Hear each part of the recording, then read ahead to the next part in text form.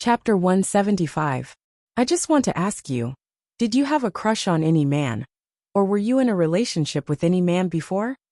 If she did, it was normal for her to have sex with the man she liked, although it was a little immoral to get married before marriage in this era. No, Zhao Tianan shook her head.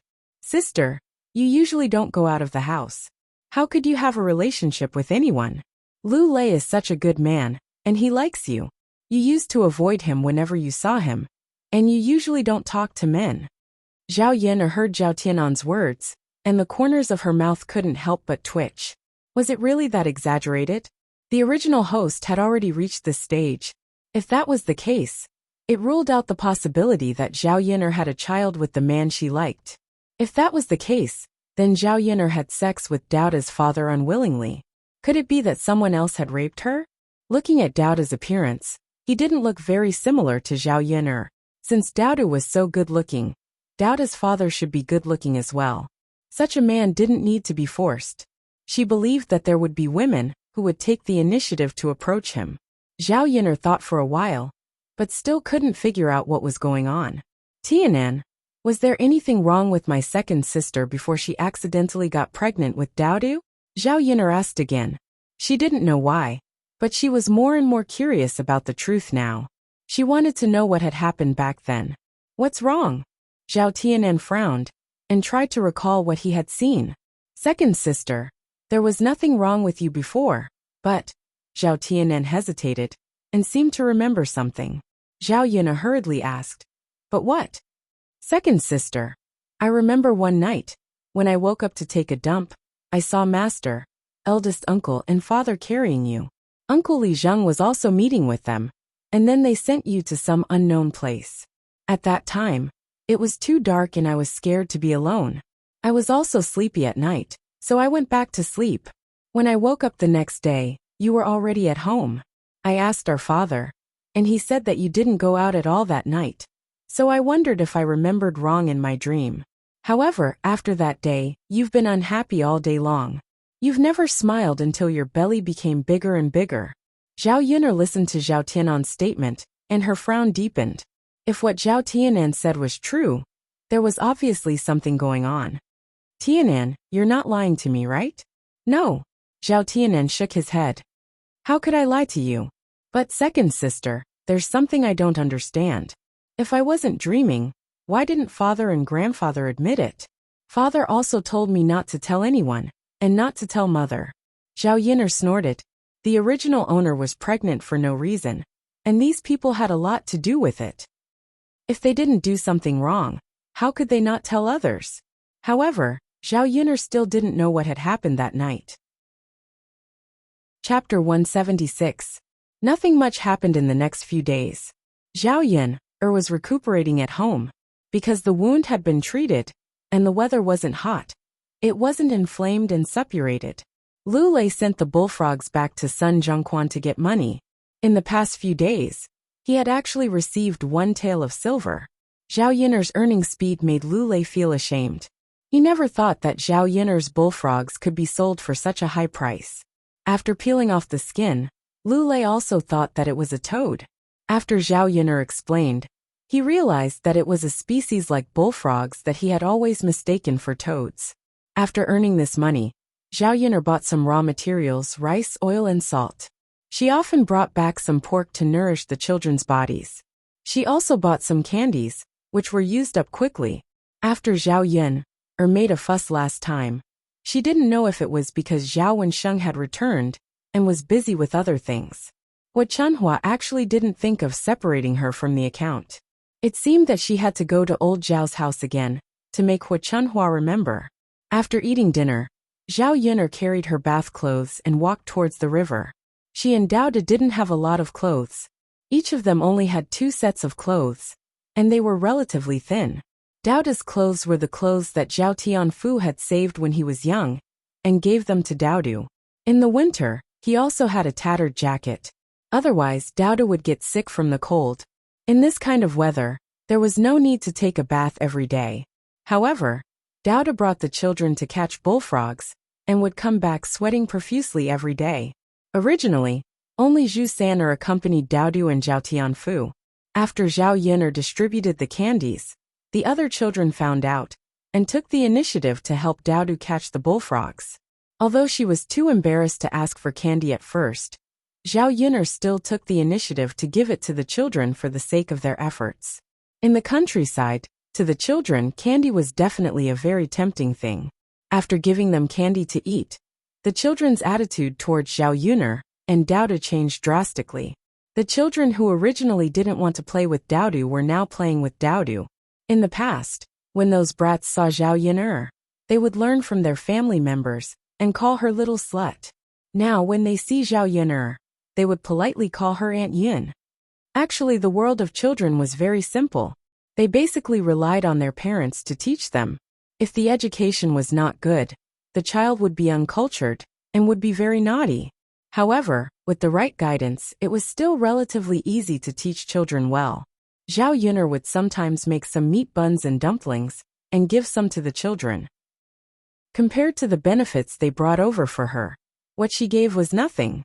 Of course, there was another important reason for giving these children food. It was to let these children help her keep a secret and not tell their family members. You can't tell your family that Aunt Yun gave you these things to eat. You also can't say that you helped Aunt Yun catch bullfrogs. Otherwise, your parents will definitely not allow it. Then Aunt Yun won't be able to give you candies to eat in the future.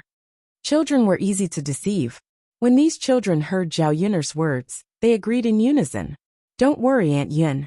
We definitely won't say it. Good. This is a little secret between you and Aunt Yun. Let's keep it together, okay? Chapter 177. After making an agreement with these children, they really didn't go back and tell their families. With a few more children, the number of bullfrogs sent to Sun Zhongtian's family every day also increased. Zhao Yun'er also knew that it was not a long-term solution to catch bullfrogs in the village. Not to mention that this matter would definitely be known by the villagers in the future. Even if they didn't know, the number of bullfrogs would decrease after a long period of catching them, and it would also affect the ecosystem. It was best to go to the nearby villages to catch them. She could adopt the method of acquisition and let others help catch and sell them to her. She would weigh them and give them a unified price. Then she would resell them to Sun Zhongquan and earn the difference. Zhao Yun'er carried the wooden basin and went to the river. There were not many people by the river, only some women washing vegetables and preparing to cook. It was not very late at this time. Some people in the countryside ate late at night, especially those who did not have many hands at home. In addition to men working in the field, women also had to work in the field. When Zhao Yun'er went over, she began to wash the clothes. At night, the wind started to blow by the river. It was chilly. The cold water that was used to wash the clothes made their hands feel cold. She washed well by herself. She vaguely heard the discussion of a few women behind her, but she didn't pay attention to it. However, she slowly found that something was wrong. She seemed to have heard her name. Were they discussing her? Why were they discussing her? She stayed at home well. She didn't go out and cause any trouble these days. Why were they talking about her? Zhao Yun'er was about to finish washing. When she was about to get up, a big stone was suddenly thrown from behind. Suddenly, a lot of water splashed, and the water splashed on Zhao Yun'er's face. Zhao Yun'er's face darkened. She was not a fool. Naturally, she knew that it was deliberately thrown.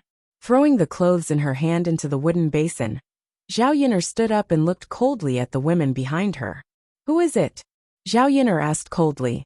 However, Zhao Yun'er was aggressive, but none of the women paid attention to Zhao Yun'er. Instead, they laughed even louder. He was very happy to see Zhao Yun'er suffer. Zhao Yun'er's eyes suddenly turned cold. You don't want to talk. Very well. That meant they were in cahoots with each other to bully her. Zhao Yun'er picked up a stone on the ground and threw it into the water in front of the women. The water splashed and wet the women's clothes. The situation was more serious than Zhao Yun'er. At first, she didn't know who threw it, so it might be unfair to those who didn't throw it. However, it was obvious that some people didn't throw it, but they did participate in it, so there was no need for her to be merciful. If a real tiger did not show its might, she would be treated as a sick cat. Originally, Zhao Yun'er did not want to cause trouble, so she did not care about small matters. When she was a police officer, she was used to mediating. She would not pursue things that were not too excessive. He thought that after forgiving them once, these people would realize that they wouldn't do it again. In the end, Zhao Yun'er underestimated the quality of these country people. They were like dog shit that could not be shaken off. They could bully you once, but the next time, they would be even more excessive. Damn it, she couldn't bear it anymore. In this world, there were really people who bullied the weak and feared the strong. Only when one was strong, would no one dare to bully them. Chapter 178. You bitch. Why did you hit us? You got wet all over. If we catch a cold, we'll ask you to pay for our medical expenses. How dare you throw stones at us? You're quite bold. Have we been too nice to you? You're getting more and more arrogant. Our clothes are wet. Take them off and throw them to her to wash later. These people's aggressive attitudes didn't scare Zhao Yun'er at all. They were just tigers made of paper. They pretended to be fierce, but they didn't have much ability. Zhao Yun'er stared at these women coldly. These people's ability to turn black into white was really good. They were the ones who hit her first. Why didn't they say that she was wet too? Why? You threw me, but I can't throw you? Zhao Yun'er asked in a cold voice. After glancing at these people, she picked up the wooden basin on the ground and was ready to leave. Zhao Yun'er felt disgusted looking at their faces. But these women wouldn't allow Zhao Yun'er to leave. They didn't give her an explanation, and she wanted to run away. How could there be such a good thing? Stop, Zhao Yun'er. Make it clear. What do you mean we threw you? Which eye of yours saw us throw you away? Are you hungry? Exactly, I didn't throw you away. Why did you get us wet? The corner of Zhao Yun'er's mouth hooked up into a cold arc. These people seemed to refuse to admit it even if they were beaten to death. It was a little interesting. Not you. Did that stone fly down from the sky? Zhao Yun'er said with a trace of sarcasm. Who knows if it flew down from the sky? Maybe it is. You should ask the heavens. Why are you asking us? Zhao Yun'er had seen a lot of strange people in the 21st century, but the strange people in this era were definitely far more strange than the 21st century. The overall quality of people in the 21st century was still better than people in ancient times. Of course, this was related to the education level in ancient times and the ignorance of the rural people in ancient times, which made these women become like this. If you say so, I naturally have nothing to say. However, the stone that I threw out was not originally meant for you. I don't know if it was intentional or not, but the stone made a curve in the air and fell in front of you. Maybe it was to punish the wicked? You can't blame me for this. You should blame the heavens. Zhao Yun'er's eyes flashed with craftiness. Since these people refused to admit it, she would give them a taste of their own medicine. Since he was shameless, he might as well be shameless to the end. These women were obviously annoyed by Zhao Yun'er. Shameless *tch. Who are you calling a bad person? Bitch, why are we still talking to her? This kind of person doesn't know the immensity of heaven and earth if we don't teach her a lesson. Hit her. A few women rushed to Zhao Yun'er's side. Zhao Yun'er put down the wooden basin in her hand and loosened her shin. Fortunately, her leg was almost recovered. Even if she fought, it would be fine. She was also very calm when 4 or 5 women rushed over. Chapter 179. Of course, because of her reputation of fighting, no man dared to date her in her previous life. Since they came here to die, they couldn't blame her. Zhao Yun'er didn't do anything. She just stood by the river and dodged them easily. Then the women fell into the river one by one. Help! Help! The women who were struggling in the river began to shout. Zhao Yun'er frowned. She knew that these women couldn't swim, but they fell into the river bank. It was very shallow, so they wouldn't drown. At this time, a few men walked past the bank in 2s and 3s. They were the men who had finished their work in the fields and came back. After hearing the screams here, they ran over to save the women. Although these women had been rescued, they had also suffered a lot. They choked on a lot of water and were coughing violently at this moment. I'm going to die. I'm going to die. This little bitch, how dare she push people into the water? I'm going to argue with Li Zheng later. Is there any justice in this matter? Is it in line with the rules of our village? Cough, cough, cough. These women were coughing water while scolding Zhao Yin'er. Originally, they wanted to let Zhao Yin'er suffer, but now they were the ones who suffered. How could they be willing to accept it? Hearing these women's words, the men who came to save the women thought that Zhao Yin'er pushed them into the water. When Zhao Yin'er was about to leave, they didn't let Zhao Yin'er leave. Yin'er, we've already called Li Zheng over. You push people into the water. It's such a big thing. You should give us an explanation. A middle-aged man said to Zhao Yin'er. His tone wasn't very rude. Zhao Yin'er didn't want to waste her time, so she was naturally unhappy. Push people into the water? Uncle, what you said is wrong. They were the ones who threw themselves at me. I just moved aside and fell into the river by myself. How can you blame me for that? After Zhao Yin'er finished speaking, the middle-aged man seemed a little embarrassed. He looked at the women who were all wet. However, he only glanced at them. These women were drenched in water, and the curves of their bodies were drawn out.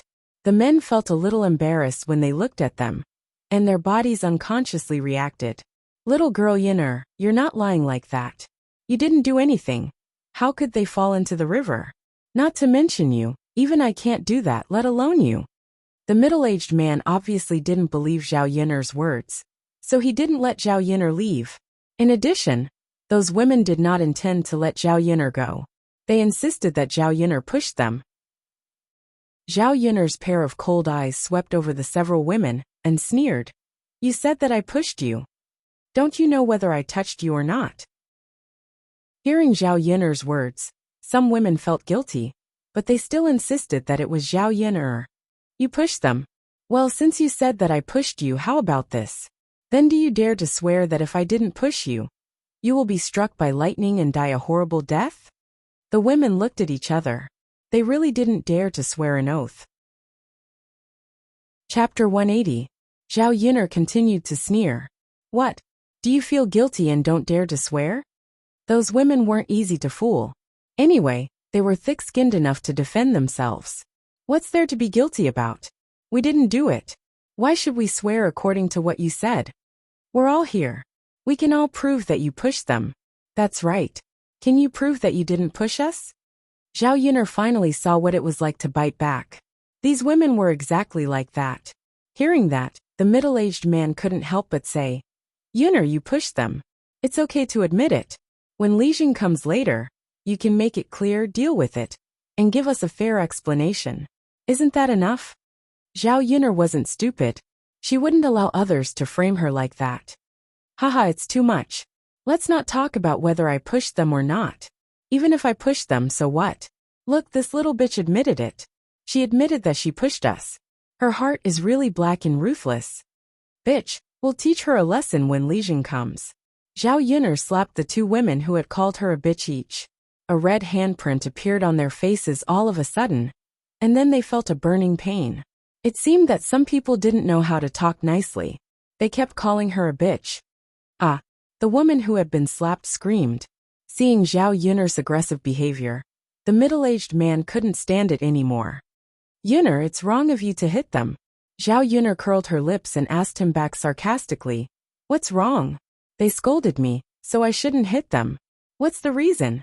Not only this time, but the next time I hear it, I'll hit them again. Well, the middle-aged man thought that Zhao Yin'er was right. But even if Zhao Yin'er was in the right at the beginning, she shouldn't hit her like this. While they were arguing with these people, Li Zheng Lu Fugui also came over. It was Zhao Yin'er's first time seeing Lu Fugui in this village. He was in his 50s and wore a silver-gray robe. He looked very energetic. Lu Fugui's sword-like eyebrows made him look even more dignified. What the hell is going on? Lu Fugui walked over and asked with a frown. The women all looked like drowned rats. Their clothes stuck to their bodies. It was a bit indecent and unbearable to look at. Li Zheng, you have to help us. Li Zheng, wasn't it Zhao Yin'er who pushed us into the water? You must be the judge today. How should we deal with this matter? That's right. We were bullied to this extent and almost lost our lives. No matter what, they have to give us an explanation. Lu Fugui was almost confused by the women's incessant chatter. In the end, he finally figured out what was going on. Lu Fugui turned around and said to Zhao Yin'er seriously, Yuner, you have to apologize to these aunties for what happened today. Apologize? She didn't do anything wrong. Of course, she wouldn't apologize. Chapter 181.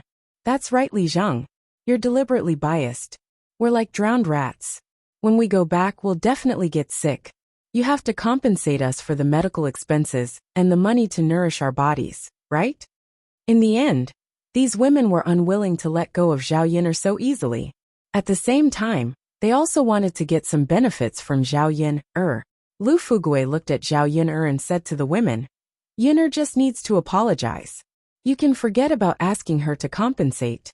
It's not that I'm biased towards her, but she can't live alone with a child. It's not easy.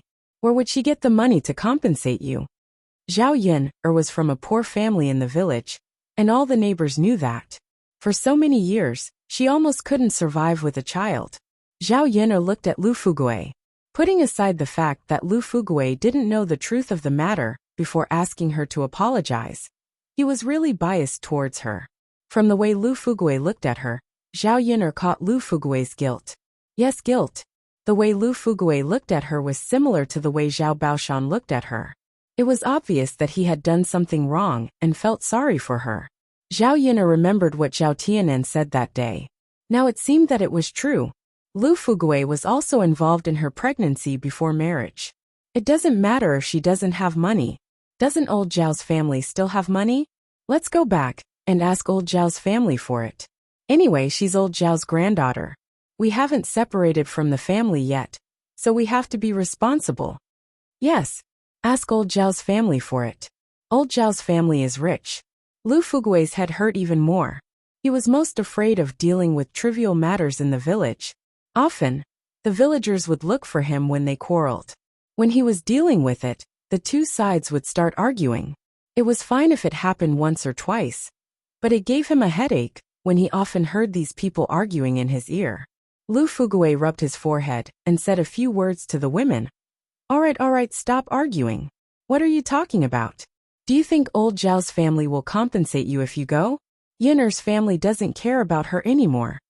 Li Zheng, do you mean we should just let it go? We're all from the same village. Let's turn big problems into small ones, and small ones into nothing. Lu Fugui said with a sigh. That won't do. Li Zheng, you are too unfair. When Zhao Yuner got pregnant before marriage, you didn't chase her out of the village, nor did you drown her in a pig cage. You spoke up for her in everything. It was your attitude that made her feel that it was nothing. She dared to bully others. If you still want to defend her today, just wait and see. Who knows what else you can do in the future? Lu Fugui didn't know how to defend himself. His way of doing things really made the villagers dissatisfied. They were village chiefs, so they were under a lot of pressure. They paid attention to fairness and impartiality when dealing with things. Otherwise, if they didn't deal with things well, it would only make the villagers resentful and dissatisfied. It wouldn't be good for the village. Lu Fugui's gaze fell on Zhao Yuner again. It seemed that he could only say something soft to Zhao Yuner, so that these women wouldn't keep harping on this matter. Chapter 182. Explanation. Zhao Yuner put her hands on her waist, and her attitude was very arrogant. She just wants to extort money. No. Zhao Yuner. If they hadn't seen Zhao Yuner's fighting skills, these women would have beaten Zhao Yuner up. Looking at Zhao Yuner's attitude, it was fine if they couldn't punish her, but they couldn't take advantage of her at all. Li Zheng, look, this is her attitude. Why should such a person stay in the village?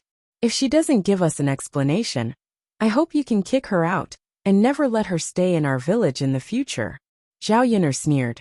Are you done talking? Back and forth with the same few sentences. It's annoying or not. Don't look for Li Zheng to argue with me. He won't chase me away. You know what happened today. If you have the ability, you can argue with me. I'm not afraid of you. After saying this, Zhao Yuner took the wooden basin and left. That nagging was really annoying.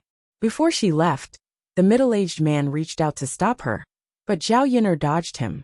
After seeing Zhao Yuner's fighting skills, the middle-aged man began to believe Zhao Yuner's words. She didn't need to use her hands to push people into the water. Who is she? Li Zheng. These women still wanted to say something, but the middle-aged man next to them said, "Sisters, what happened today is just your side of the story. You can't provide any evidence. After all, no one saw it, and Li Zheng can't judge. If you feel uncomfortable, you'd better find Zhao Yin'er to settle the score. Don't make things difficult for Li Zheng." The middle-aged man's words were pertinent, and the women also felt guilty. It was true that they threw the stone first. Before they fell into the water, Zhao Yin'er didn't push them, and they fell into the water. What bad luck. Forget it. We'll settle the score with her later. We don't need to trouble Li Zheng with this matter. Let's go back. Otherwise, it's not good to catch a cold. It's so cold now. Tisk, if you didn't mention it, I wouldn't have felt it. Now that you mention it, I do feel a little cold. Hurry up and go back. The women left in twos and threes.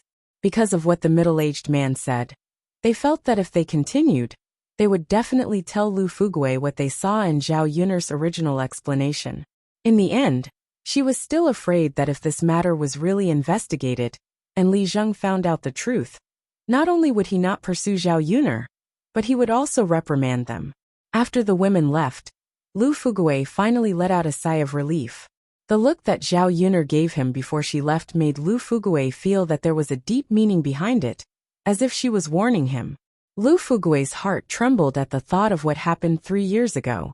Zhao Yun'er wouldn't tell anyone about this, right? If word got out, he wouldn't be able to stay as Li Zheng for long. After doing such a thing, how could he expect the people in the village to trust him in the future? Of course, he had always felt that he had let Zhao Yun'er down in this matter. With a sigh, Lu Fugui walked in the direction of his home. His slender figure seemed a little helpless. When Zhao Yun'er returned home, the sky was almost dark. When Dauda saw that Zhao Yun'er had returned, he looked up at Zhao Yun'er and said, "Mother, why are you so late?" Grandmother called little uncle back. "Only Daudu is here." Chapter 183. Daudu shakes his head. "Mother, don't be afraid. Daudu has Little Black to accompany Daudu." Zhao Yun'er looks down at Little Black, who is licking Daudu's hand. Little Black's appearance is extremely cute.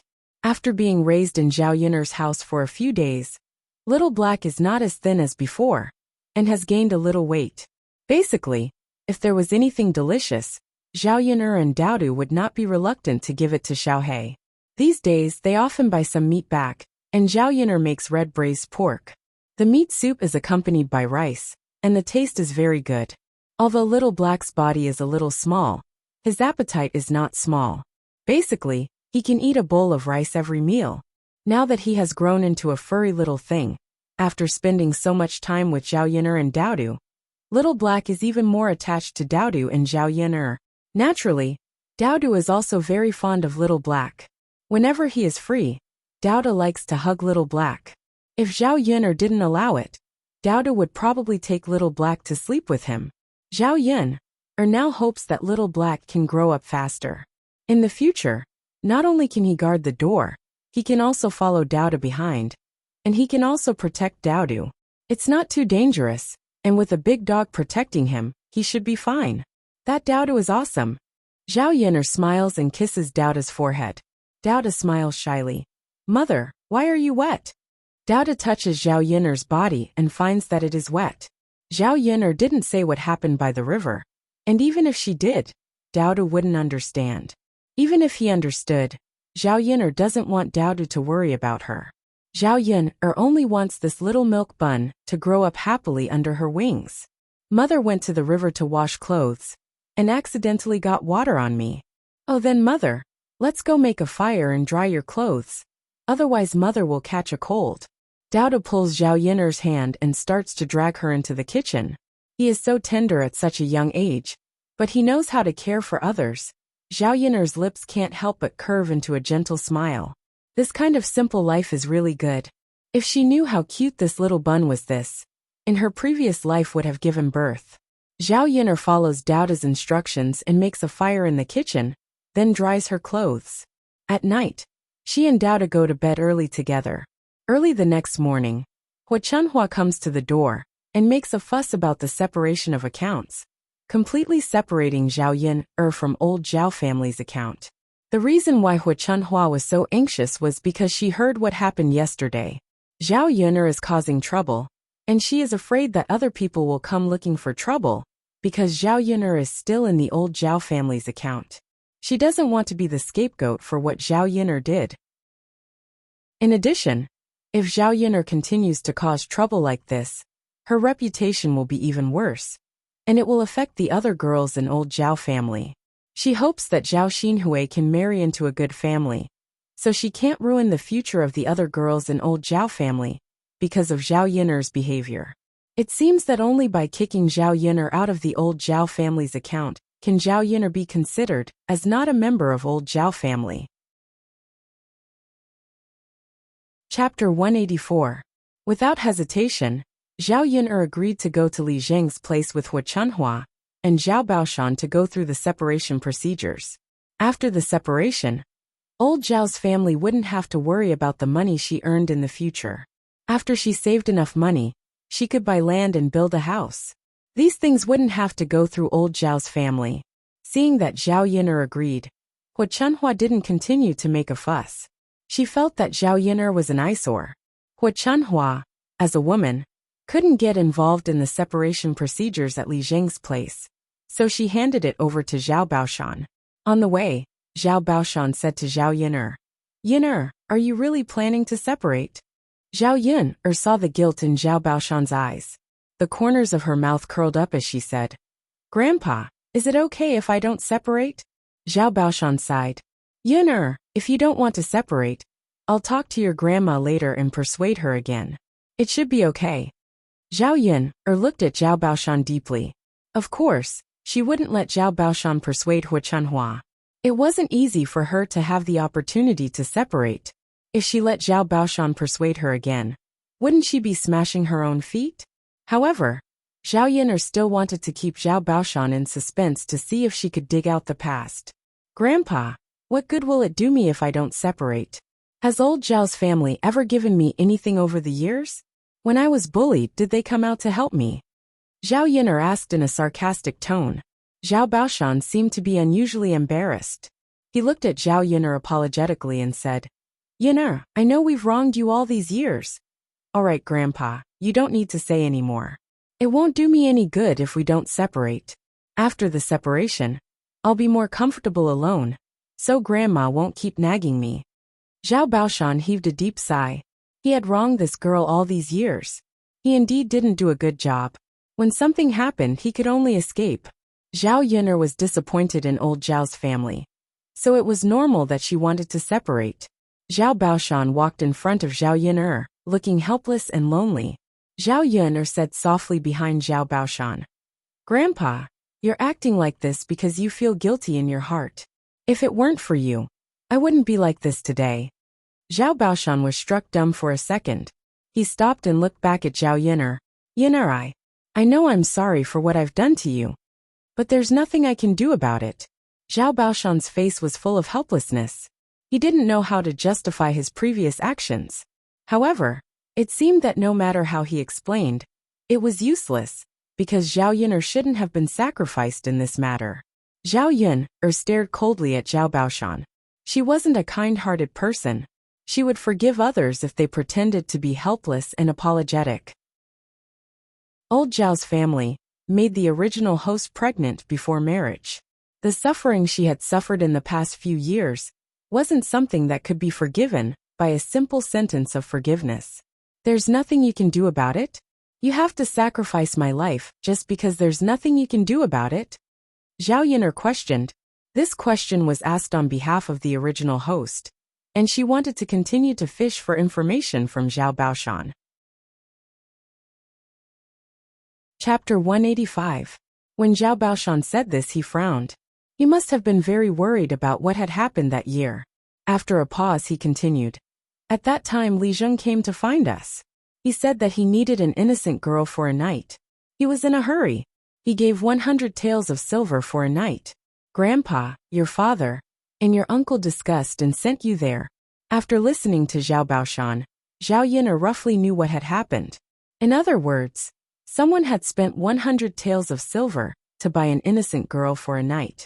Then, Old Zhao's family happened to be short of money, so they sold the original Zhao Yun's body. Unexpectedly, the original Zhao Yun became pregnant after only one night. Damn, it was so ridiculous. How could such a thing happen in this era? Were these people's consciences eaten by dogs back then? Couldn't they sell their family's land if they didn't have money? Would it even reach the point of selling an innocent girl? What, there's no way. That was all nonsense. Damn it, she was so angry. The original Zhao Yun was so pitiful. She was sold by her family for 100 taels of silver. In modern times, 100 taels of silver was equivalent to 100,000 yuan. How could a woman's life not be worth 100,000 yuan? This was a feudal society, not the 21st century.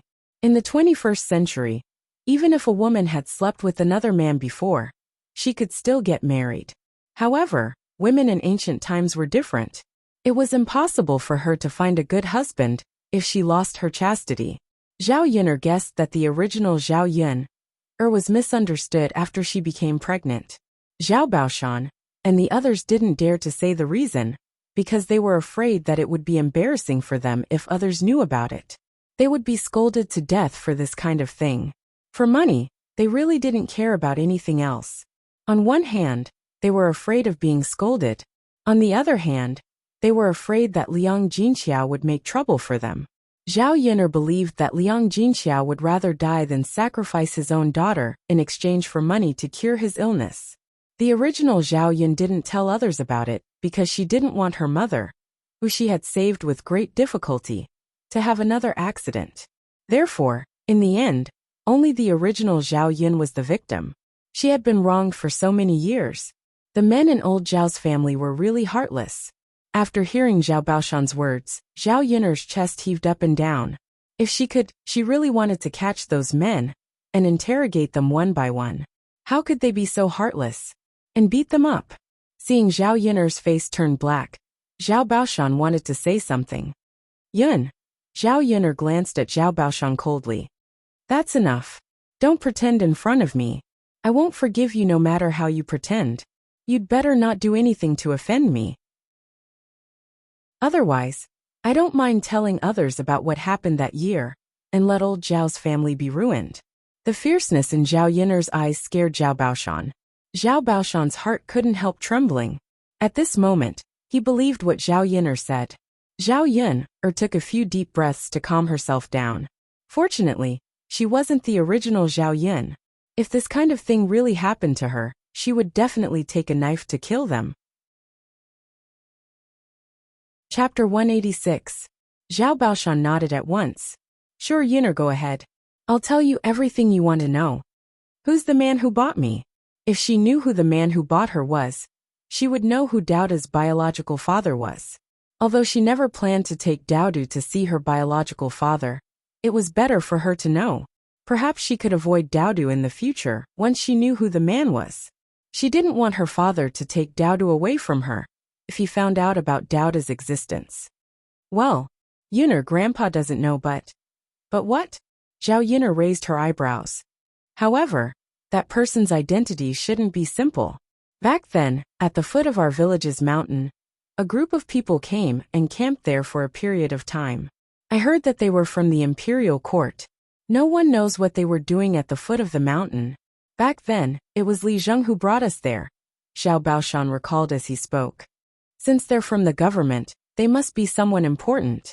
Yun'er, even if you have Daodu, don't think about it anymore. They must be someone important. It's possible that they won't accept an abandoned child. In this era, illegitimate children weren't accepted very well.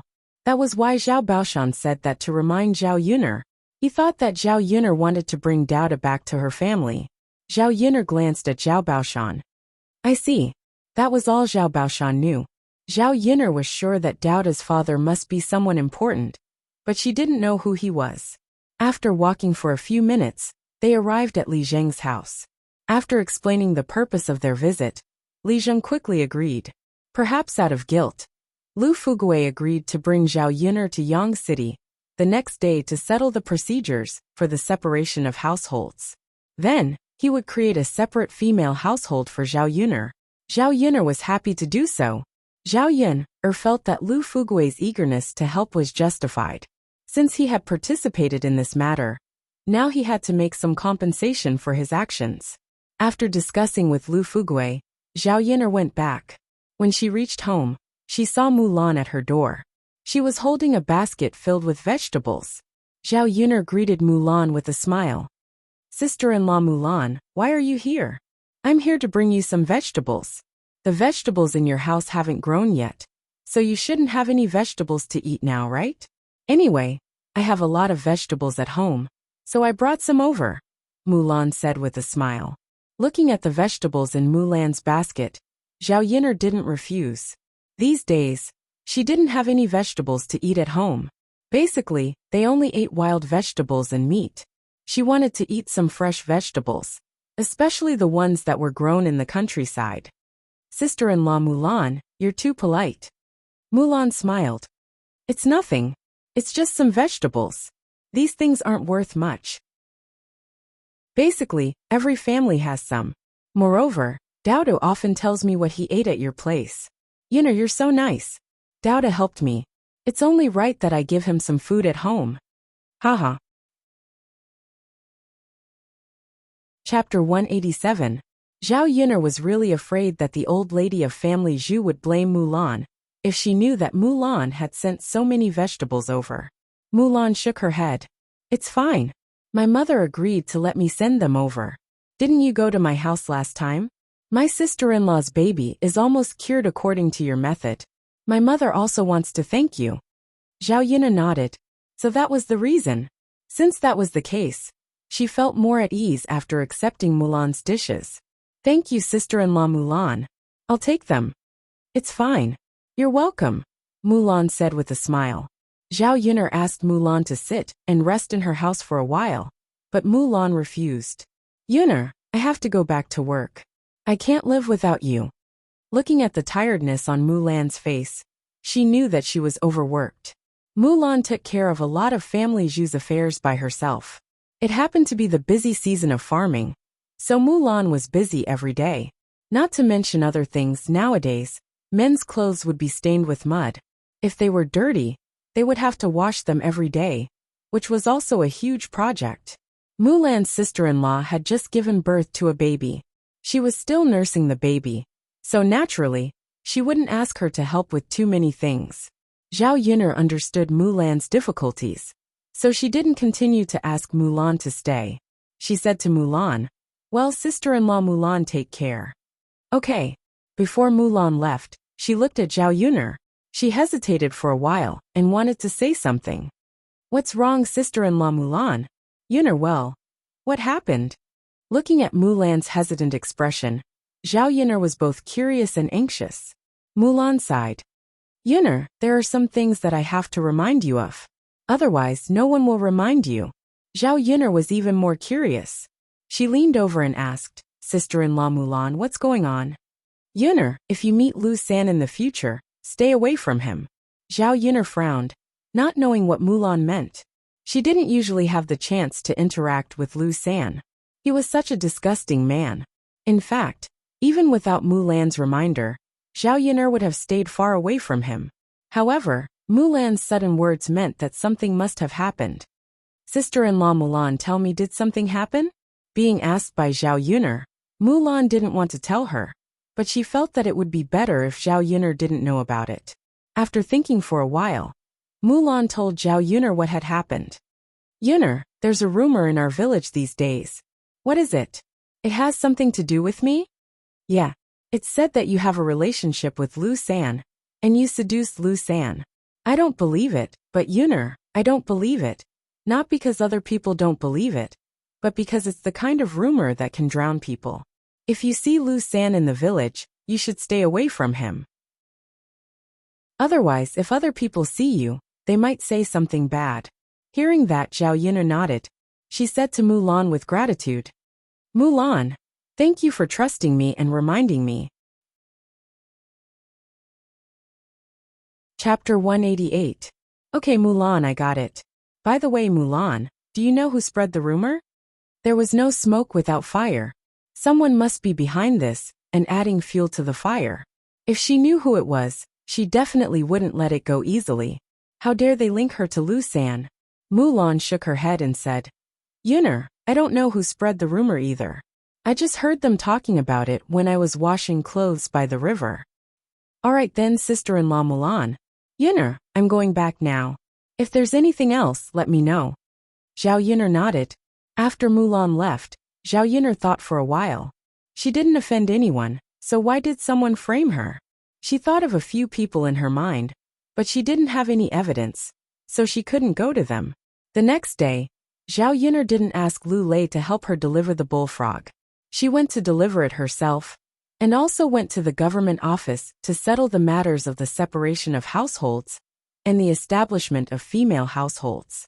Early in the morning, they went to Yang City in a carriage. When Zhao Baoshan and Lu Fugui were having breakfast, Zhao Yuner went to Feline restaurant.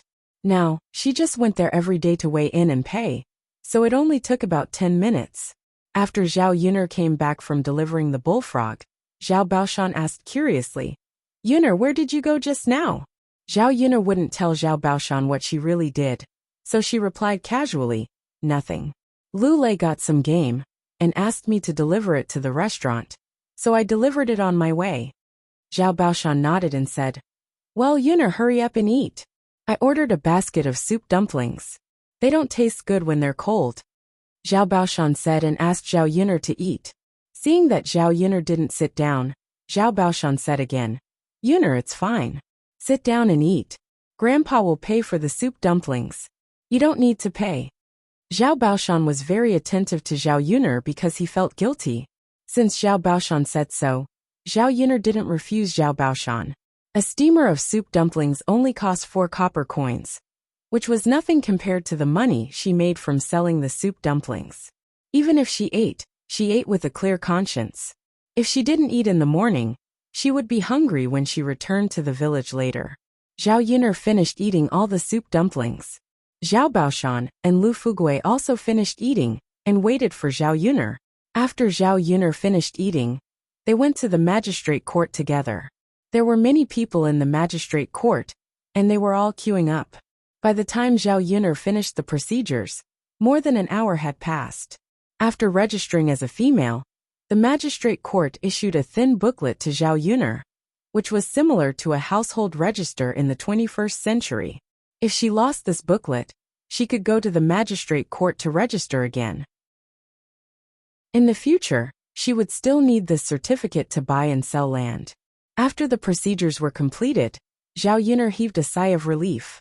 From now on, she really had nothing to do with old Zhao's family. No matter how good her life was in the future, she wouldn't care about old Zhao's family. She was also not afraid that they would take advantage of the fact that she didn't have a separate household. After leaving the magistrate court, Zhao Yuner didn't go with Zhao Baoshan and Lu Fugui. Instead, she went to the market to buy some things. Chapter 189. In the past she was poor, so she couldn't afford to buy anything for Daodu. Now that she had sold Bullfrog and earned some money, Zhao Yuner wanted to buy some good things for Daodu. Daodu's clothes were already very shabby. He had never worn new clothes in his life. Children had soft skin and tender flesh, so they always wore coarse cloth clothes. Coarse cloth clothes were very painful to wear, so they weren't very comfortable and couldn't be compared to cotton clothes. There were many shops that sold clothes and cloth in Yang City. Generally, ready-made clothes were slightly more expensive. If one bought cloth and made clothes themselves, it would be much cheaper. Zhao Yuner earned some money, but she didn't want to waste it.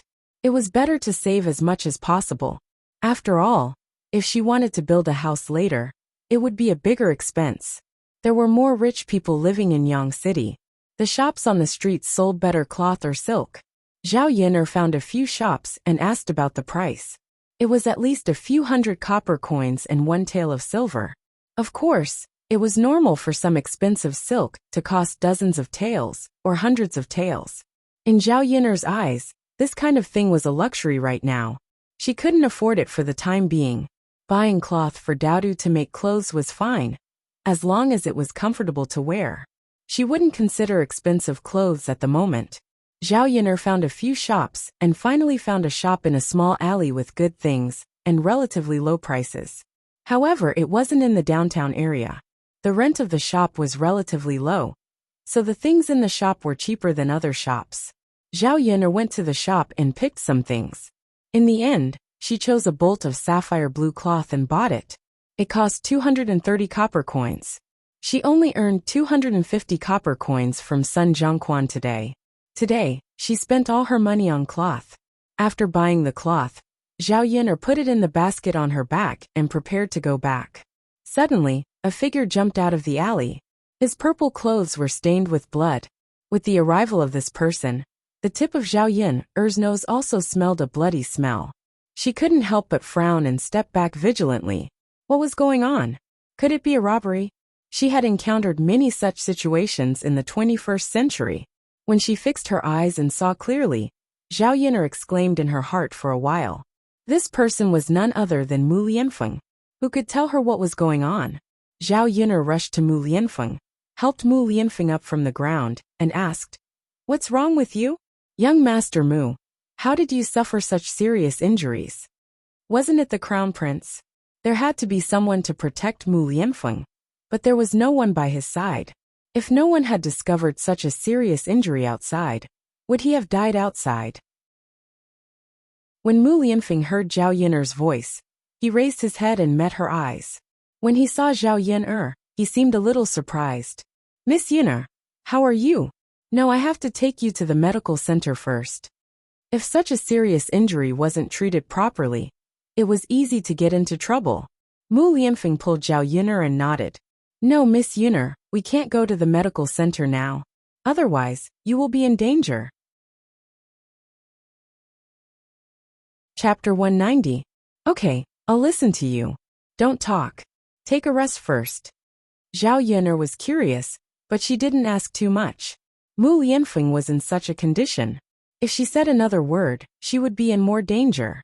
Of course, Zhao Yun'er knew that Mu Lianfeng must have a reason for not letting her go to the clinic. Just like his injuries, there must be some special reason. Zhao Yun'er helped Mu Lianfeng to sit down and let Mu Lianfeng take a breath. Suddenly, another figure appeared in the alley. It was a man in black. His face was covered with a black veil. He was similar to the man Zhao Yun'er saw in the TV series before. The man in black found Mu Lianfeng and Zhao Yun'er and rushed in their direction. Was the man in black's target Mu Lianfeng? When Mu Lianfeng saw the man in black, his dark eyes suddenly became gloomy, and his gaze was very vigilant. Mu Lianfeng protected Zhao Yun'er behind him and whispered in Zhao Yun'er's ear, "Be careful." Zhao Yun'er's heart also tightened. That was to say, the man in black was really dangerous. With Mu Lianfeng's injuries, how could he deal with it? Seeing the man in black rushing over, Mu Lianfeng quickly got up from the ground and confronted the man in black. But in the end, he was seriously injured. He couldn't fight back at all. Soon he was at a disadvantage. The air was filled with an even stronger smell of blood. Zhao Yun'er saw that Mu Lianfeng was at a disadvantage and couldn't help but feel anxious. If this continued, Mu Lianfeng's injuries would be more serious. She was good at fighting, but the man in black obviously knew kung fu. Zhao Yun'er didn't have the confidence to fight back. Looking around, he found a long bamboo pole and rushed over. Regardless of whether it worked or not, he had to at least give it a try. Otherwise, Mu Lianfeng might not be able to hold on and collapse. Zhao Yun'er poked the black-clothed man with her bamboo pole. The black-clothed man paused. Apparently, he was hurt by Zhao Yun'er. Zhao Yun'er's behavior should have angered the black-clothed man. The black-clothed man's attention immediately turned to Zhao Yun'er. It seemed that he wanted to deal with Zhao Yun'er first before dealing with Mu Lianfeng. Zhao Yun'er's long bamboo pole was chopped by the black man and broke into 2 pieces. Then, the black-clothed man's long saber stabbed towards Zhao Yun'er. Zhao Yun'er's brows were tightly knitted together. A strong sense of danger also attacked Zhao Yun'er. Fortunately, the training in the police academy was more strict. She also practiced a good set of skills. Although the black-clothed man knew kung fu, he thought that Zhao Yun'er was just an ordinary woman. He didn't expect that Zhao Yun'er would be able to dodge his attack. The black-clothed man was obviously startled, but then he waved his saber more fiercely.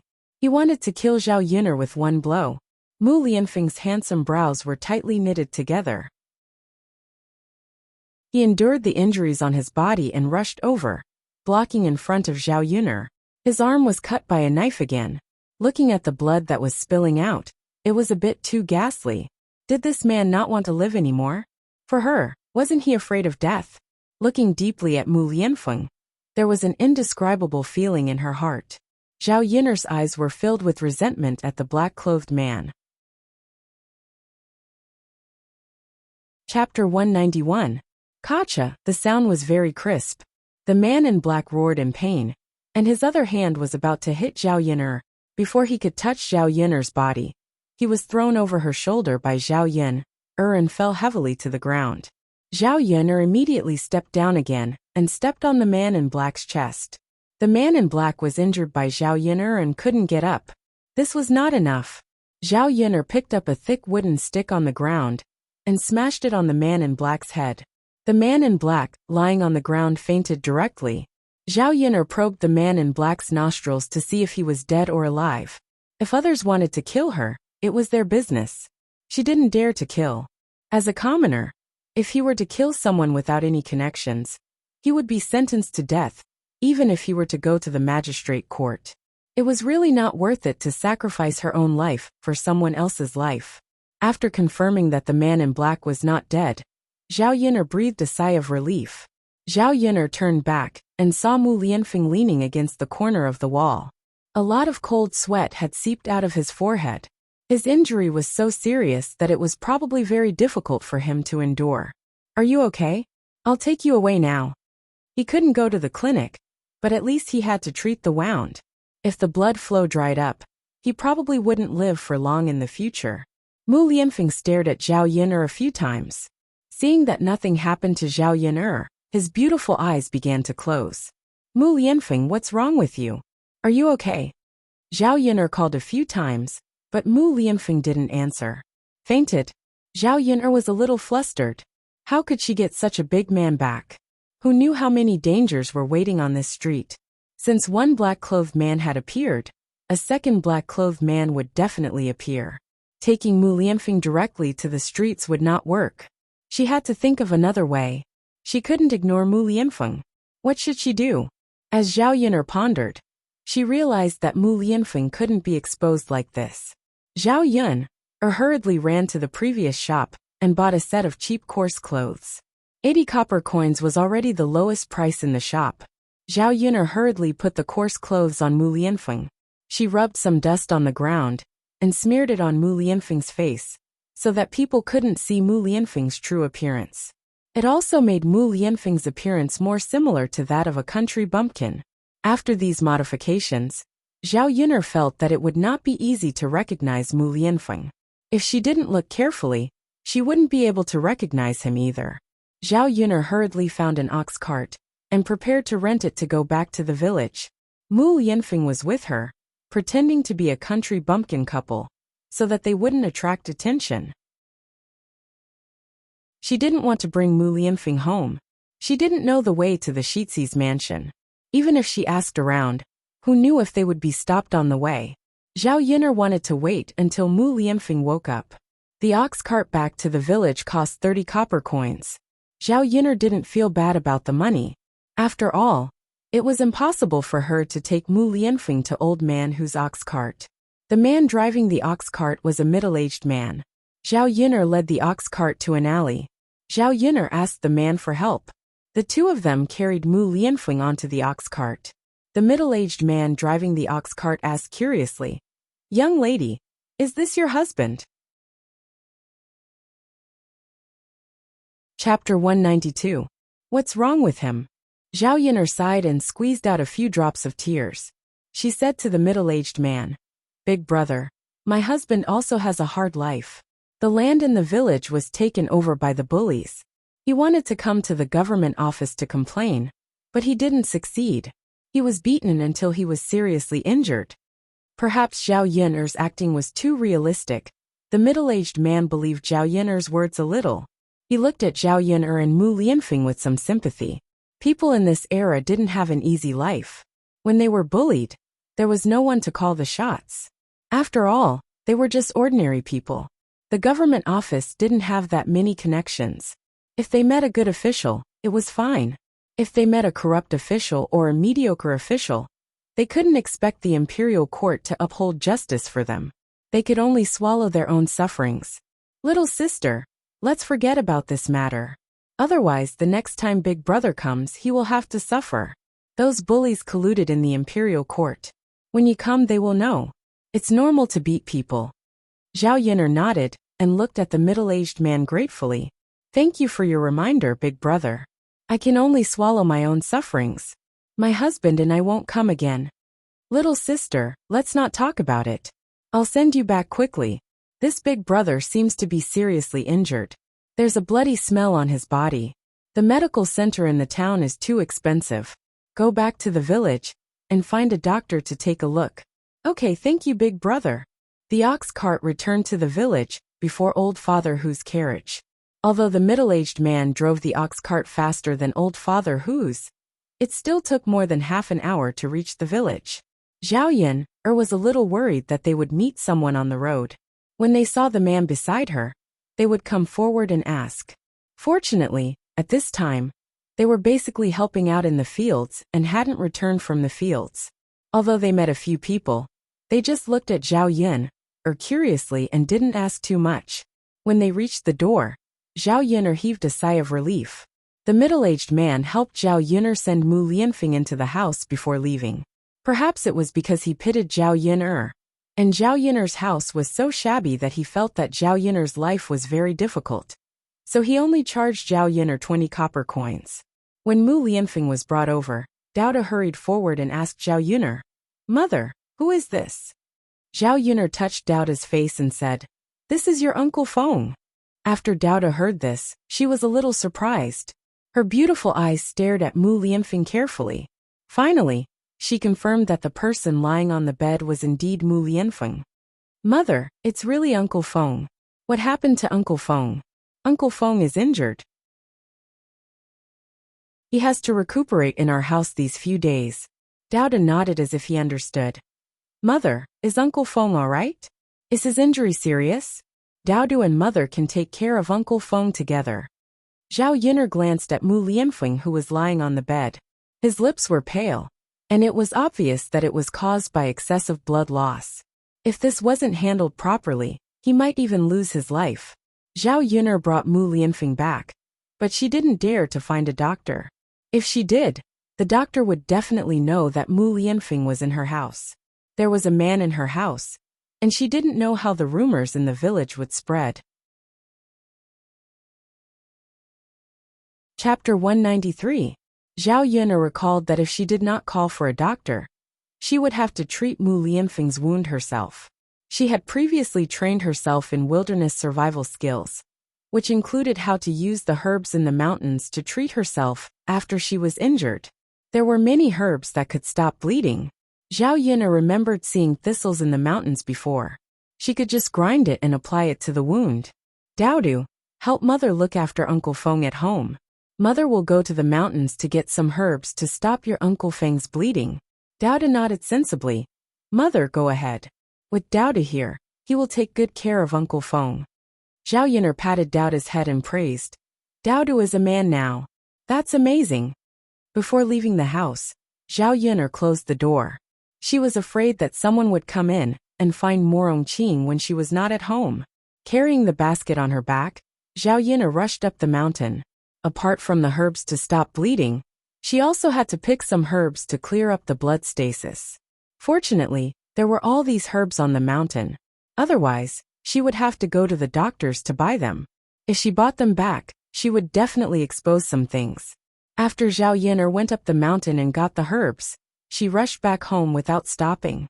She did not dare to waste any time. The longer she delayed, the more serious Mu Lianfeng's injury would be.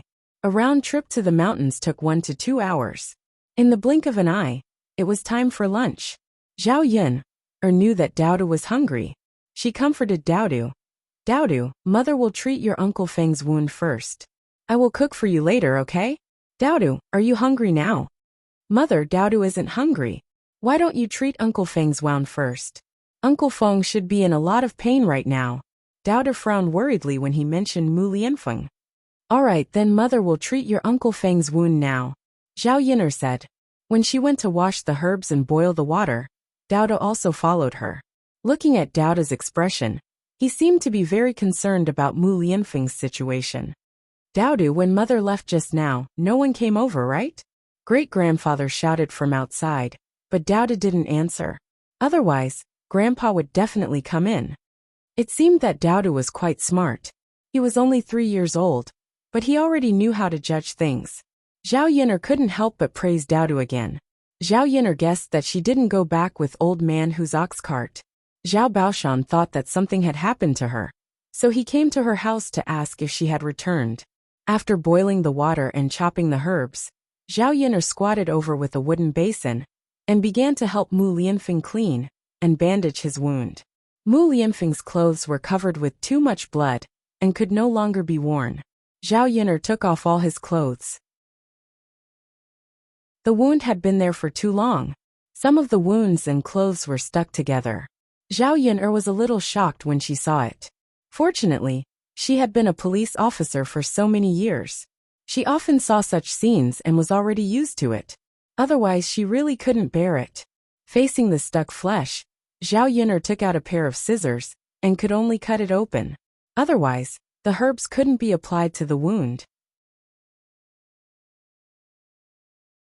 Chapter 194.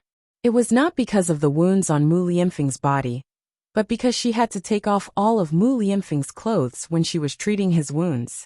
Mu Lianfeng's underwear was not taken off. Zhao Yin'er was afraid that she would see something she should not see.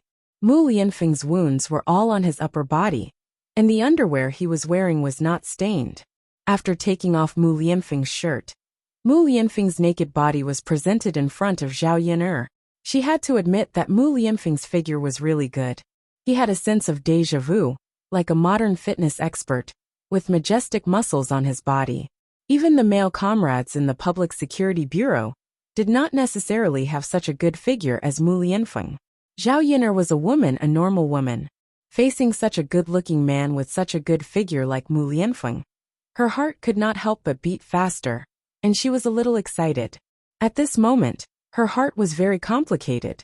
On one hand, she wanted to take a few more glances at Mu Lianfeng's good figure, and on the other hand, she thought that she should not be such a love-struck woman's behavior. Putting aside the fact that she was treating Mu Lianfeng's wounds, she really should not have taken advantage of him by looking at his body while he was asleep. Fortunately, Mu Lianfeng had fainted at this time. Otherwise, she was afraid that she would be even more embarrassed and at a loss. Zhao Yin'er bandaged Mu Lianfeng's wounds with a red face. In her nervousness, she could not help but pull Mu Lianfeng's wounds a few times. Mu Lianfeng frowned in pain. Zhao Yin'er was even more shocked. She thought that Mu Lianfeng would wake up from the pain. If he woke up and saw the scene of her undressing him, she did not know what he would think. After applying the herbal medicine, the bleeding wound stopped. Zhao Yin'er pulled a white cloth and bandaged it twice. Then, she helped Mu Lianfeng put on the clothes she bought today. As for Mu Lianfeng's clothes, Zhao Yin'er put them into the basin and soaked them. Later, he would wash the clothes and mend the torn areas. It should be able to be worn again. In the end, Mu Lianfeng still needed a change of clothes, and she didn't know how long Mu Lianfeng would stay in her house. After everything was done, Zhao Yin'er's forehead was covered with a layer of sweat. His stomach started to growl. He was so hungry that he felt a little dizzy. He had been too focused just now, and had used up a lot of energy. Zhao Yin'er knew that Dowda was probably very hungry right now, so she quickly went to the kitchen to make lunch. Lunch was very simple. There were scrambled eggs with chives, cabbage, and egg soup. There was no meat, but for Dowda, who had been hungry for a long time, it was very sweet. Mu Lianfeng was lying on Zhao Yin'er's bed. No one knew when he would wake up. Zhao Yin'er would go to check on Mu Lianfeng soon. She hoped that his condition would not worsen. Mu Lianfeng's condition did not show any signs of improvement.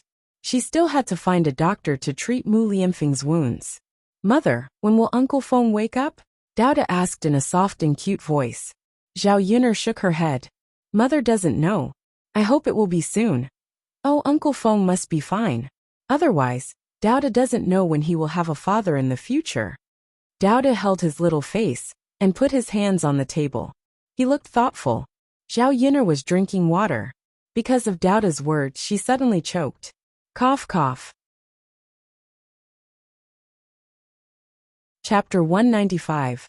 Zhao Yin'er waved her hand and said, "It's fine." No wonder this little boy cared so much about Mu Lianfeng. It turned out that he treated Mu Lianfeng as his own father. Zhao Yin'er didn't know what to say. "Mother, drink the water slowly," Daodu exhorted with concern, as if he was exhorting a child. Zhao Yin'er didn't know whether to laugh or cry. In the afternoon, Zhao Yin'er stayed by Mu Lianfeng's bed. When Zhao Tianfu came over, the children went to catch bullfrogs again. Although she bought the fabric to make clothes for Daodu, she hadn't made clothes herself yet. In the future, she would have to ask Aunt Lu or Liang Jinxiao for help. When it was close to evening, the two children came back from outside. Zhao Tianfu was carrying a wooden bucket in his hand. There weren't many bullfrogs in it. Looking at Daodu and Zhao Tianfu's dirty clothes, it seemed that they were stained with mud.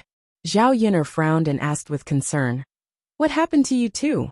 Why are you so dirty? Did you fall into a muddy pit?" The two children lowered their heads and didn't say anything when Zhao Yin'er asked, "What happened? Daodu, tell Nyangqin.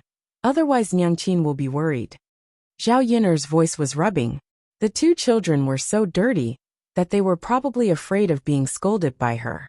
Generally, children in the countryside who were so dirty would be beaten when they returned home. The two children were afraid because of this. "Mother, when Uncle and I were catching bullfrogs, Daodu accidentally fell into a mud pit. We helped Daodu pull him up, so we got dirty too," Daodu whispered. As he spoke, he secretly glanced at Zhao Yin'er. "Is Daodu okay?" Daodu shook his head. "Mother, Daodu is fine. It's just that his clothes are dirtier than ours." Zhao Yin'er finally breathed a sigh of relief. As long as they were fine, it was fine. She was afraid that something had happened to the children. Daodu was Qin Heilan's youngest son, and he was usually the apple of her eye. He was also spoiled by Qin Heilan. During these days, he often followed Daodu behind and helped catch bullfrogs. His original naughty character had changed a lot. He also became polite to Zhao Yin'er. Although Zhao Yin'er and Qin Heilan were not on good terms, they would not involve the children in the grievances between adults. Daodu helped catch bullfrogs, and Zhao Yin'er gave him some candy like other children. It was good that nothing had happened to Godan. If something had happened to him, who knew how Qin Heilan would continue to cause trouble.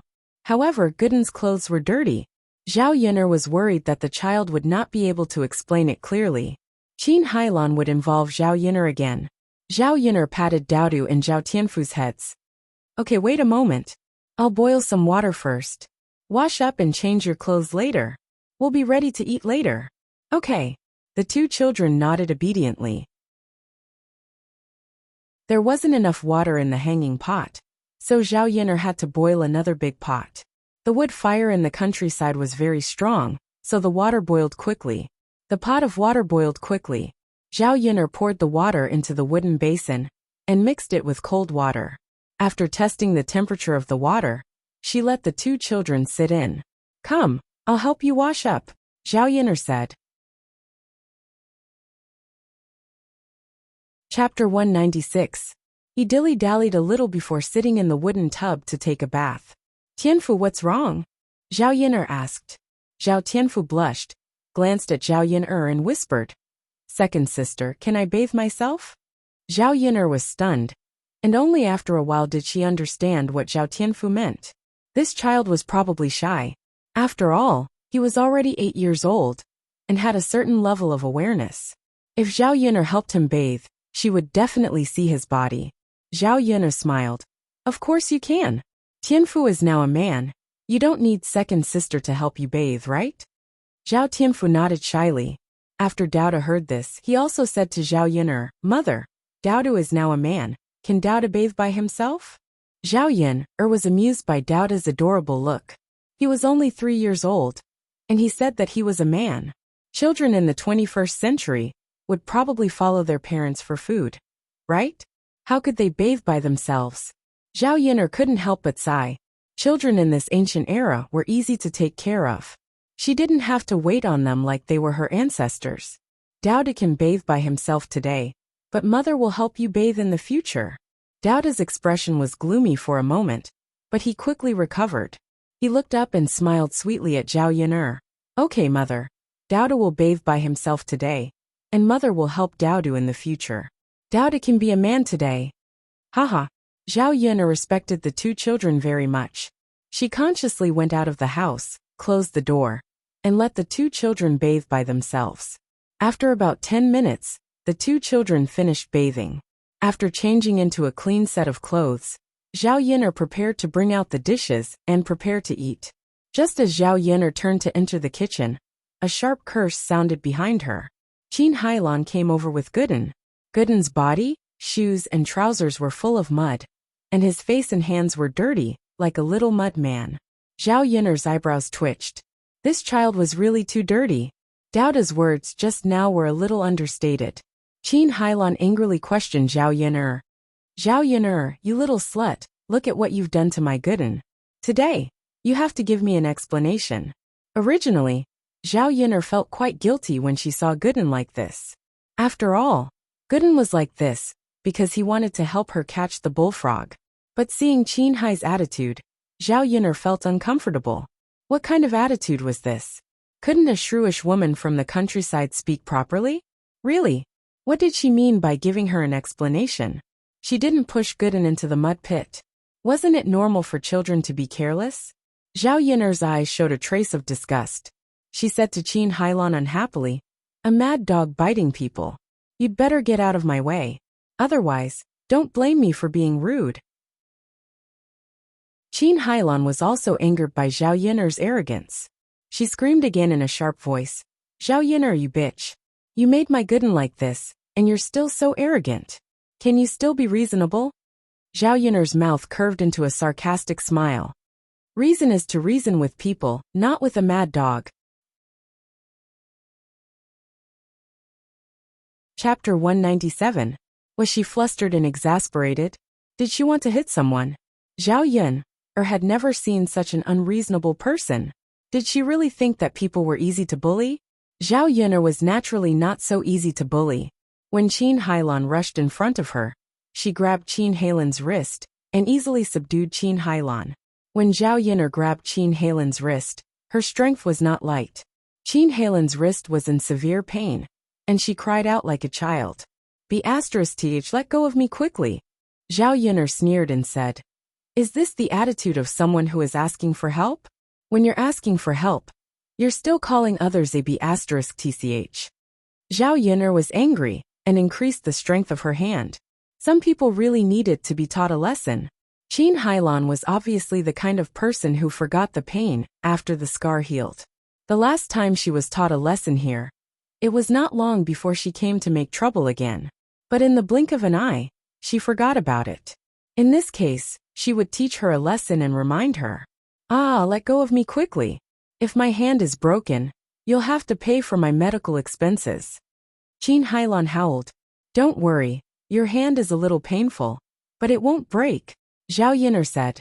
After being a police officer for so many years, Zhao Yun'er had subdued countless people, so she was very clear about the strength of her own control. She knew what kind of situation could hurt people, and what kind of situation could make people feel pain, but not to the extent of really hurting people or leaving scars. Let go of me, b****tch. Let go of me quickly. You b****tch, you keep scolding people. Letting you go would be letting you off too easily. What right do you have to hit me? Just you wait.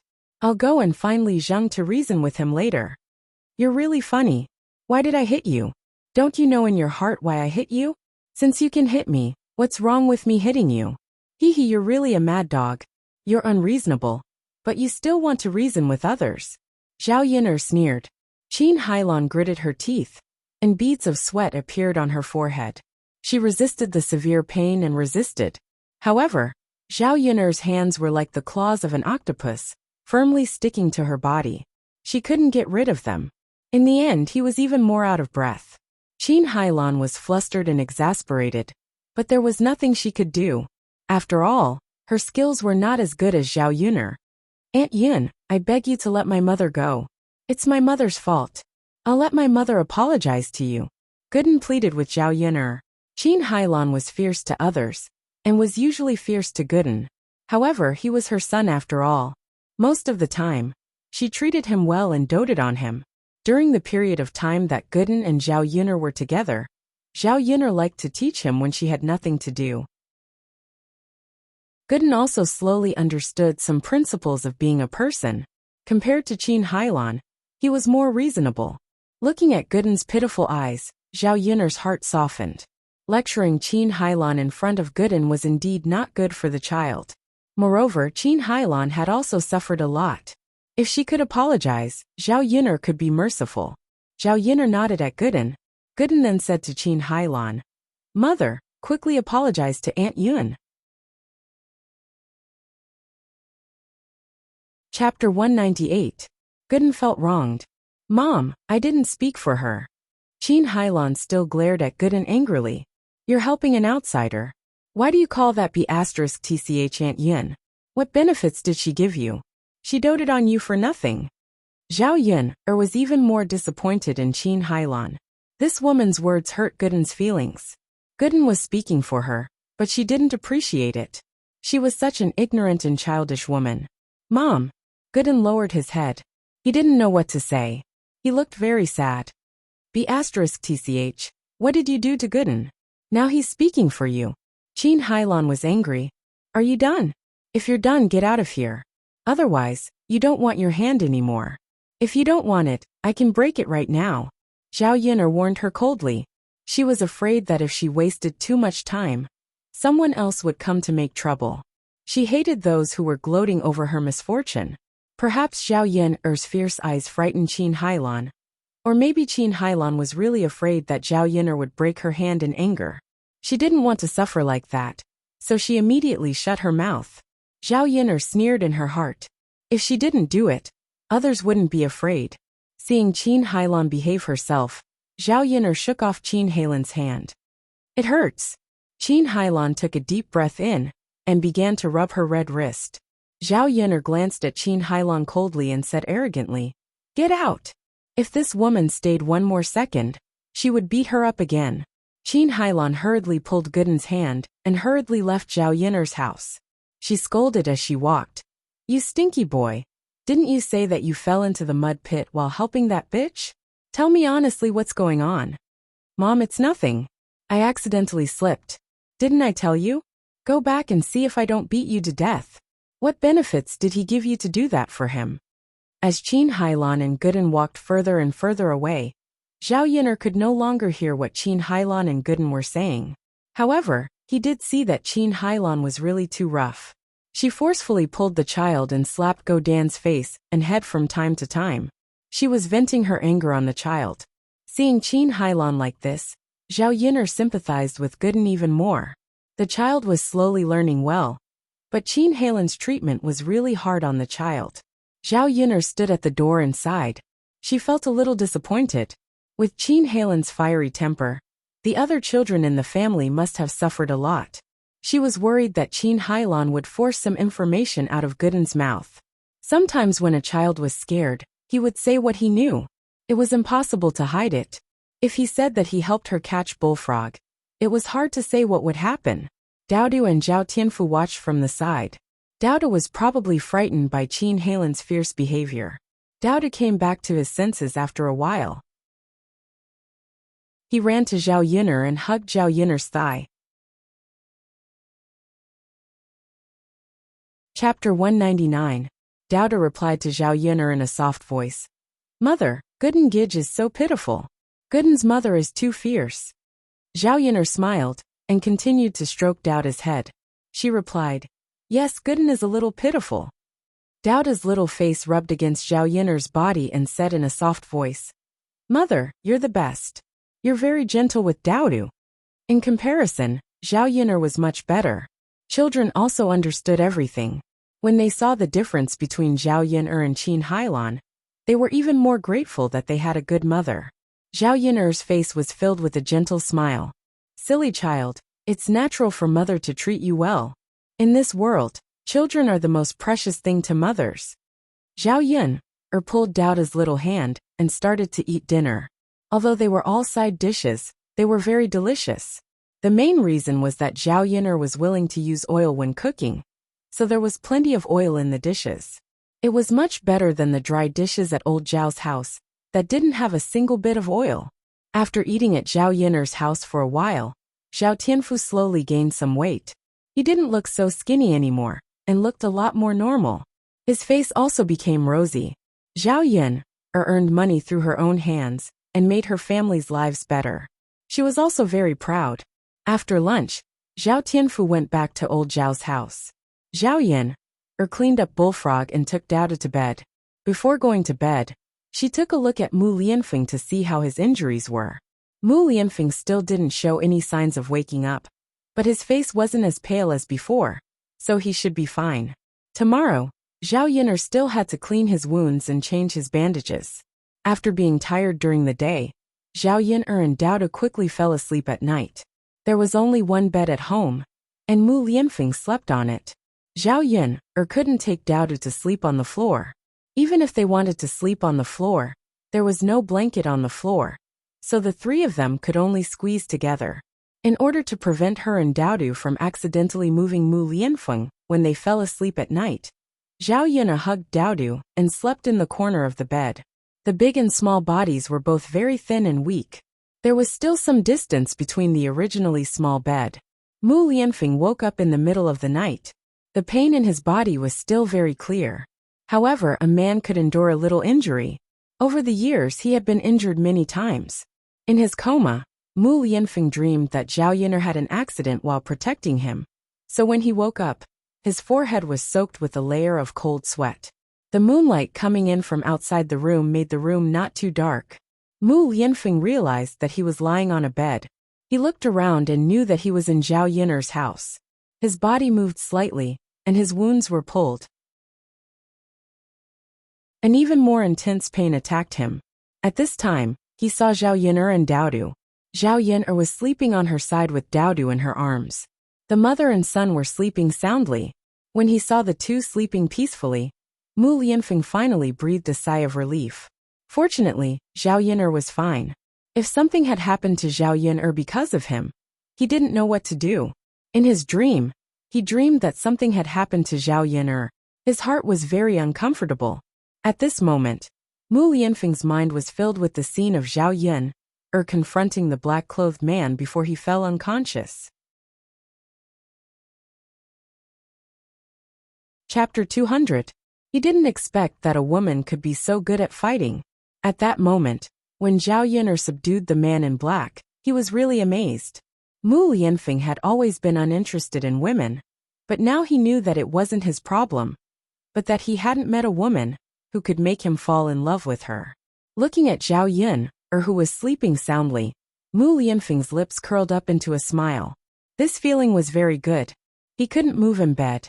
Otherwise, he really wanted to touch Zhao Yin'er's face. The next day, Zhao Yin'er woke up early and had to go to the town to deliver bullfrogs. Zhao Yin'er woke up and went to check on Mu Lianfeng's situation. She saw that Mu Lianfeng's face looked more rosy than yesterday. She was relieved. It seemed that the effect of this herb was not bad. After delivering bullfrogs to the town today, Zhao Yin'er was going to buy some pig livers. Pig livers nourished the blood. Mu Lianfeng had lost so much blood yesterday, so he had to eat something that nourished the blood to make up for his body. In addition to pig livers, Zhao Yin'er also wanted to buy some brown sugar and longan, which were all nourishing for the body. Since Mu Lianfeng was with her, she had to take good care of him and let him get better as soon as possible. Zhao Yin'er knew that one of the reasons why she could treat Mu Lianfeng like this was because she liked Mu Lianfeng. If it were someone else, she might not be like this. Zhao Yin'er got closer to Mu Lianfeng's face and found that this man was really delicate. His skin was so white that women couldn't help but envy him. When he was asleep, his eyelashes were very long, and they cast a layer of shadow in the dim candlelight. He was very good-looking. His nose was high, and his mouth was even more beautiful. Looking at this mouth, she really couldn't help but want to kiss it. The more Zhao Yin'er looked at it, the more she couldn't help but sink into it. When the thought of kissing Mu Lianfeng flashed through her mind, Zhao Yin'er hurriedly shook her head. She was really possessed. How could he be so perverted? Taking advantage of a beautiful man while he was asleep? She was a police officer. She would never do such a shameless thing. Since he wasn't going to kiss her, he could at least take a look. Zhao Yun'er stared at Mu Lianfeng's eyebrows and eyes carefully. This man looked better up close. It turned out that real handsome men were much better looking than the handsome men on TV. With Mu Lianfeng's looks, if he were to become a celebrity in the 21st century, many fangirls would probably go crazy for him, right? Mu Lianfeng's long eyelashes fluttered, and his beautiful eyes suddenly opened. The two of them looked at each other. Zhao Yun'er jumped away in fright. Why did he suddenly wake up? Didn't Mu Lianfeng know that she was peeking at him now? Zhao Yun'er felt unusually embarrassed, and her face immediately turned red. She smiled awkwardly at Mu Lianfeng and said, "You're awake." "Yes." Mu Lianfeng nodded in response. "It's good that you're awake. How are you? Do you feel badly hurt?" "I'm okay. I can hold on." "That's good." Since he was awake, it meant that he was out of danger. Zhao Yun'er asked Mu Lianfeng a question because of her guilty conscience, but she didn't know what to say. "Miss Yun'er, thank you for saving me." Mu Lianfeng also felt a little reserved when the two of them were alone. He felt inexplicably nervous. Chapter 201. Miss Yun'er, thank you so much. Zhao Yun'er blushed even more when she saw Mu Lianfeng's passionate eyes and serious face. "Well, Mr. Mu, why would someone want to kill you?" Zhao Yun'er asked. Mu Lianfeng smiled and said casually, "The forces in the imperial court are complicated. If you stand on the wrong side, someone will naturally take action against you. It's a very common thing. Miss Yun'er, you don't have to worry." Mu Lianfeng still didn't explain clearly, and Zhao Yun'er didn't intend to ask in detail. She understood what Mu Lianfeng said at all. In ancient times, the relationships in the imperial court were complicated. The interest groups were different. It was indeed normal for the opposite side to obstruct and take action against each other. After all, no one wanted their interests to be damaged. "When will Mr. Mu go back?" "If it's in the air mansion, I can help to call someone." Zhao Yun'er's words sounded like she was urging Mu Lianfeng to go back. Mu Lianfeng was a grown man. It was indeed inconvenient for him to live in her house. Besides, her house was not like the air mansion. Her family was poor, so the food that she could give Mu Lianfeng to nourish his body was limited. If he lived in the air mansion would take out the best things for Mu Lianfeng to recuperate. Zhao Yun'er regretted saying this. Was she too straightforward? Would Mu Lianfeng think too much? She wasn't a stingy person. She didn't chase Mu Lianfeng away because she was reluctant to spend money. She was completely considerate of Mu Lianfeng. In a shabby place like her house, Mu Lianfeng would really suffer. Mu Lianfeng was stunned by Zhao Yun'er's question. After pondering for a moment, he said to Zhao Yun'er, "Could I trouble Miss Yun'er to take care of him during this period of time? We can't return to the air manor for the time being." Mu Lianfeng said seriously. Zhao Yun'er thought that if Mu Lianfeng went back, he would be in danger. She naturally didn't want Mu Lianfeng to have an accident. "Oh, I see. If you don't mind, Mr. Mu, I don't mind you staying here to recuperate." "It's all right. I'm already very grateful that Miss Yun'er is willing to take me in." Mu Lianfeng smiled and a sly look flashed in his eyes. In fact, as long as Zhao Yun'er sent a message to the air manor, someone would come to pick him up. He wouldn't be in danger even if the air manor's guards were dispatched. However, when Mu Lianfeng saw Zhao Yun'er, he began to plan in his heart. He didn't want to go back immediately. Instead, he wanted to spend some time with Zhao Yun'er and spend some time here. "It's fine." Zhao Yun'er was now worried that she would have to spend some time alone with Mu Lianfeng like this in the future. She was a little nervous, but also a little excited. Zhao Yun'er couldn't describe her feelings. "Mr. Mu, are you hungry? I'll cook something for you first. Otherwise, you'll have to wait until noon to eat," Zhao Yun'er said. Mu Lianfeng had been unconscious for a day and hadn't eaten anything. He was a little hungry, so he nodded and said, "Thank you, Miss Yun'er. It's fine." Zhao Yun'er went to the kitchen and made a bowl of egg noodles. There wasn't anything good at home. When the noodles were ready, Zhao Yun'er woke Daodu up and asked Daodu to eat some first. Mu Lianfeng didn't know if it was because he was hungry, but he ate the bowl of egg noodles with great satisfaction. The noodles in the bowl were clean, and there were no leftovers. Mu Lianfeng still had some aftertaste as if he hadn't eaten enough. Zhao Yun'er handed over a handkerchief, and Mu Lianfeng wiped his mouth gracefully. Chapter 202. Is that so? It's really delicious. Zhao Yun'er felt that Mu Lianfeng was used to eating delicacies. With his identity, he could have anything he wanted. Wouldn't a bowl of eggs seem a little shabby for him? It's good that you like it. Then I'll go out first. I have to deliver the goods. Young Master Mu, your injuries are more serious. Try to lie on the bed and don't move. Have a good rest. Zhao Yun'er instructed. Okay. Zhao Yun'er left with the basket on her back and closed the door. Zhao Yun'er only returned to the village when it was close to noon. Today, she went to the town to buy brown sugar longan, pork liver, and pork. Zhao Yun'er felt that her money was flowing out. It was not easy to make money, but the speed of spending money was really fast. She just casually bought some things and the money was gone. It seemed that it was still very difficult to save money to build a house. Zhao Yun'er had asked before. It was cheap to build a house in ancient times. Otherwise, many people would not be crowded in a house. Putting aside the foundation, there was no need to buy a house on the original foundation. If she bought a new house, she would need at least 1 or 2 taels of silver. It was much cheaper than the field, but it was still not a small expense. If it was an adobe house, the price would be much lower. However, this kind of house was not sturdy. Zhao Yun'er did not plan to build this kind of house. Building a brick house required a combination of materials and labor. Building 3 houses would cost more than 10 taels of silver. That was a huge sum of money. Zhao Yun'er only had 600 copper coins in her pocket after deducting the expenses. Mu Lianfeng would probably spend more money living in her house during this period of time. Not to mention saving money, it was already good that she did not spend the 600 copper coins that she had saved up. Therefore, 10 taels of silver was simply too far away for her to reach in her current situation. Zhao Yun'er opened the door and put down the basket she was carrying. Dao De leaned against Mu Lianfeng and listened to Mu Lianfeng's words.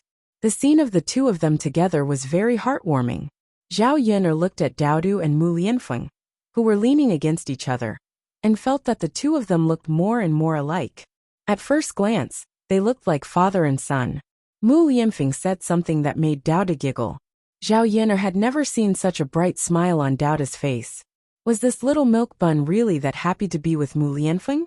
He was happier than when he was with her. Seeing that Zhao Yun'er had returned, Dao De quickly climbed down from the bed and went to Zhao Yun. Mother, you're back?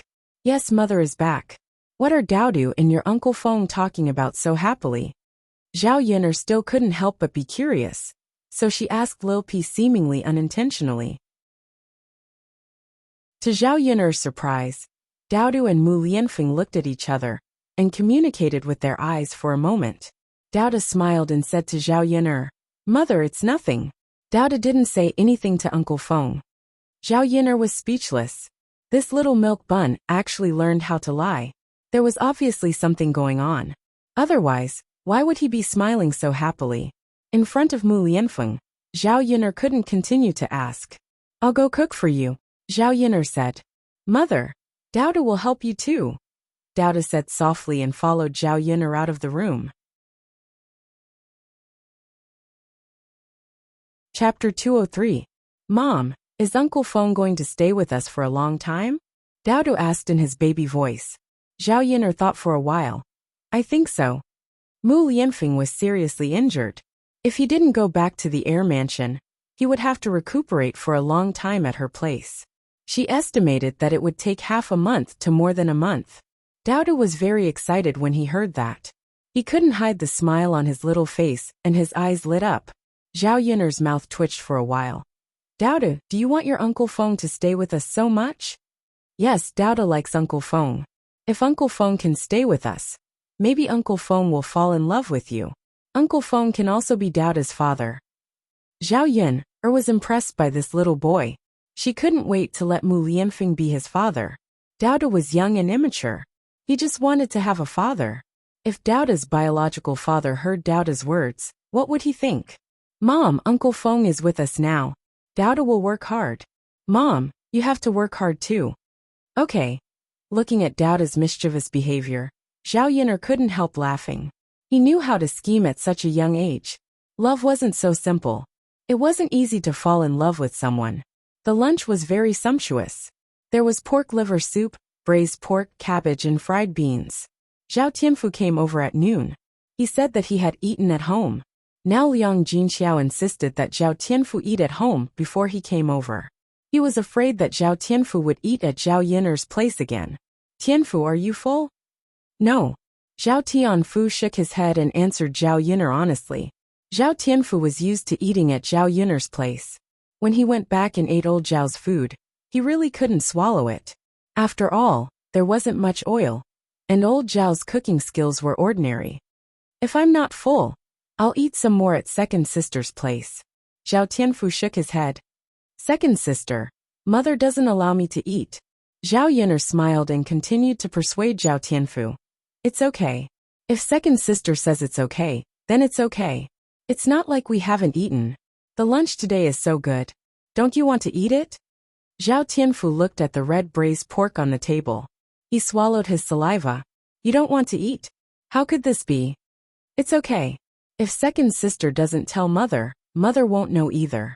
Under Zhao Yin'er's persuasion, Zhao Tianfu's original insistence also loosened. She was still a child after all. In the face of delicious food, she couldn't control herself. Zhao Yin'er scooped rice for the two children, and they leaned over the table to eat. Mu Lianfeng lay on the bed and couldn't get out. Zhao Yin'er brought a bowl of rice to the bed. Mu Lianfeng's right hand had been stabbed, so he couldn't move. Zhao Yin'er originally wanted to let Mu Lianfeng eat by himself. Mu Lianfeng couldn't use one of his hands, and the other hand couldn't be used smoothly. He couldn't pick up the food with his chopsticks at all. Looking at Mu Lianfeng's distressed appearance of trying hard and failing again and again, Zhao Yin'er couldn't bear to watch anymore. She said to Mu Lianfeng, "Young master Mu, let me feed you?" Mu Lianfeng was stunned. He raised his beautiful eyes to look at Zhao Yin'er and said to Zhao Yin'er apologetically, "Miss Yin'er, sorry to trouble you." Zhao Yin'er shook her head. "It's okay." Chapter 204. She had never fed a man before, especially a handsome man like Mu Lianfeng. Zhao Yin'er sat on the edge of Mu Lianfeng's bed to make it easier for her to feed him. Even the distance between them became unusually close. Her heart was thumping, and Zhao Yin'er could even feel her heartbeat speeding up. Mu Lianfeng's eyes seemed to be staring at her. Under Mu Lianfeng's scorching gaze, Zhao Yin'er felt that her ears and face began to heat up. She had a feeling of wanting to escape immediately, but she still had to bite the bullet and continue. Different from Zhao Yin'er's nervousness and shyness, Mu Lianfeng had a faint smile on his face. "Open your mouth." Zhao Yin'er fed Mu Lianfeng the food and said casually. Zhao Yin'er treated such an injured person like a child. Okay. Mu Lianfeng cooperated with Zhao Yin'er and opened his mouth. He enjoyed the process of Zhao Yin'er feeding him. Zhao Yin'er gave Mu Lianfeng a big bowl of pig liver soup. The other two children also drank a little. There was still a bowl left. She planned to heat it up for Mu Lianfeng to eat at night. In addition to the pig liver soup, Mu Lianfeng ate 3 bowls of rice.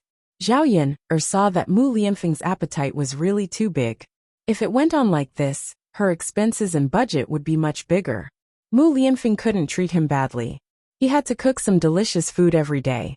In this way, it really cost a lot of money. Zhao Yin'er fed Mu Lianfeng and quickly ran away. After being close to Mu Lianfeng for so long, her heart was pounding violently. She felt suffocated. I'm going to eat too. Zhao Yin'er whispered. Okay. Mu Lianfeng's voice was soft. Zhao Yin'er quickly ate her lunch. In the afternoon, Daodu and Zhao Tianfu continued to catch bullfrogs in the field. Zhao Yin'er first helped Mu Lianfeng change his dressing and bandage his wound. Yesterday, when Mu Lianfeng fainted, Zhao Yin'er helped Mu Lianfeng bandage his wound. Now that Mu Lianfeng was awake, Zhao Yin'er didn't know how to help him. "Mr. Mu, can you apply the medicine yourself?" Zhao Yin'er asked timidly. Mu Lianfeng was struck dumb for a second. Then he thought for a few seconds and said to Zhao Yin'er, Yin'er, I may have to trouble you to change my dressing. I can't move my arm. And I can't do it with one hand. Zhao Yin'er felt helpless.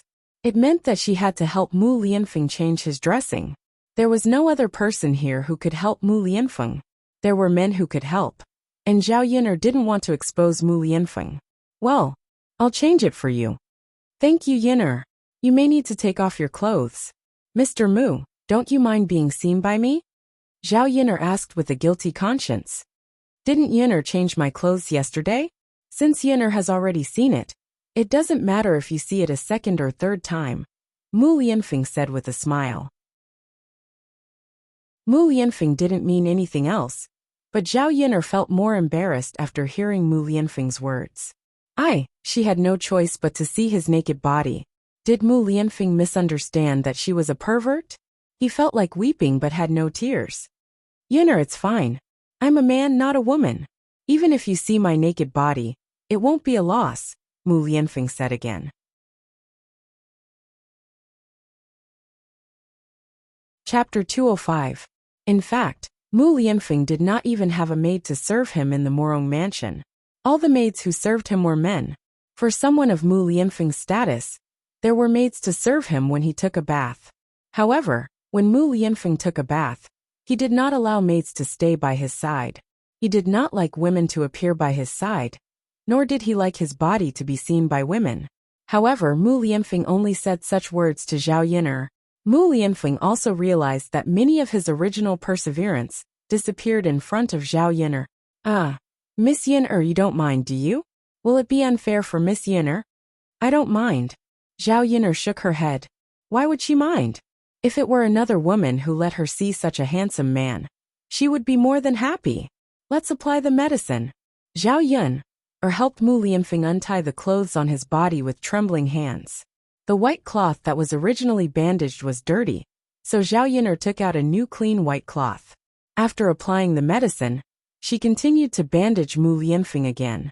It took more than half an hour. Zhao Yin'er was nervous, but she really did not have the mood to look at Mu Lianfeng's body. Okay, you lie on the bed and have a good rest. I'll go out for a while. Okay. Mu Lianfeng watched Zhao Yin'er's figure leave and put away the thoughts in his eyes. He was obviously seriously injured, but at this moment, not only did he not feel pain, but he also felt happy in his heart. If possible, he really wanted to stay at Zhao Yin'er's place and not leave. Whether it was with Zhao Yin'er or with Daodu, Mu Lianfeng felt relaxed. This feeling was something he had never felt in the Crown Prince's mansion. Zhao Yin'er took the cloth to Auntie Lu and asked her how to make the clothes. No matter how much he tried to figure it out, he still couldn't figure it out. Auntie Lu's family had been quite busy these few days. There were many fields at home, and the seedlings had to be cultivated. After a while, they would start transplanting rice seedlings. Women rarely worked in the fields. The three men in Aunt Lu's family were more or less able to finish the work. As for the women, they did housework at home, cooking, washing clothes, raising chickens and pigs, and so on. Actually, it wasn't easy. When Zhao Yin'er went to Auntie Lu's house, Auntie Lu was feeding the chickens outside the house. When the villagers raised chickens, they basically raised hens. Hens ate less than roosters, and could also lay eggs to exchange for money. The price of the eggs was 1 copper coin each. After feeding the chickens, he would use some rice bran to fill the chicken with rice and other things. Sometimes he could also dig some earthworms and cut some vegetable leaves to feed the chickens. The cost of raising the chickens was not very high. Auntie Lu. Zhao Yin'er walked closer and called out. Her footsteps weren't light, but Auntie Lu seemed to be deep in thought, and didn't notice her arrival. It wasn't until Zhao Yin'er called out that Auntie Lu reacted. Yin'er, you're here? Is there something you need? Zhao Yin'er nodded. Auntie Lu, I bought some cloth for Daodu. I want to make a set of clothes for him, but I don't know how to do it myself, so I'm here to ask for advice. Auntie Lu saw the cloth in Zhao Yin'er's hands. Yin'er, this cloth isn't cheap, is it? It's a little expensive. It's rare to make a set of clothes for Daodu, so it's a little expensive. Chapter 206. Yes, I haven't made clothes for Dowdu in the past few years. It's not easy to make clothes for him. Naturally, I have to make it well. Okay. Yin'er, come in and sit in the house. I'll tell you slowly, Aunt Lu said. Zhao Yin'er nodded and entered the house with Aunt Lu. Aunt Lu had 2 daughters-in-law. The eldest daughter-in-law, Madame Sun, had already returned from her maternal home. Madame Zhou went to deliver tea to the men working in the fields. Aunt Lu had 3 granddaughters. The eldest was 8 years old, the second was 6 years old, and the youngest was 3 or 4 years old. They were about the same age as Dowdu. Although the children were young, they were very well behaved. Other than playing, they helped the family with some small chores. The little girls were very delicate and pretty, but they were not like children in modern times. They were clean and did not have such beautiful little clothes or dresses to wear. Zhao Yin'er stared at the children. After having a son, she suddenly wanted to have a daughter. If she had a daughter, she would definitely dress the child up beautifully.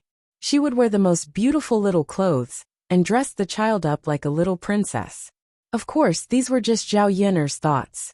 Not to mention that she did not have the conditions to have a child. It was not her own business to have a child. At least she needed a man. Where could she find a man?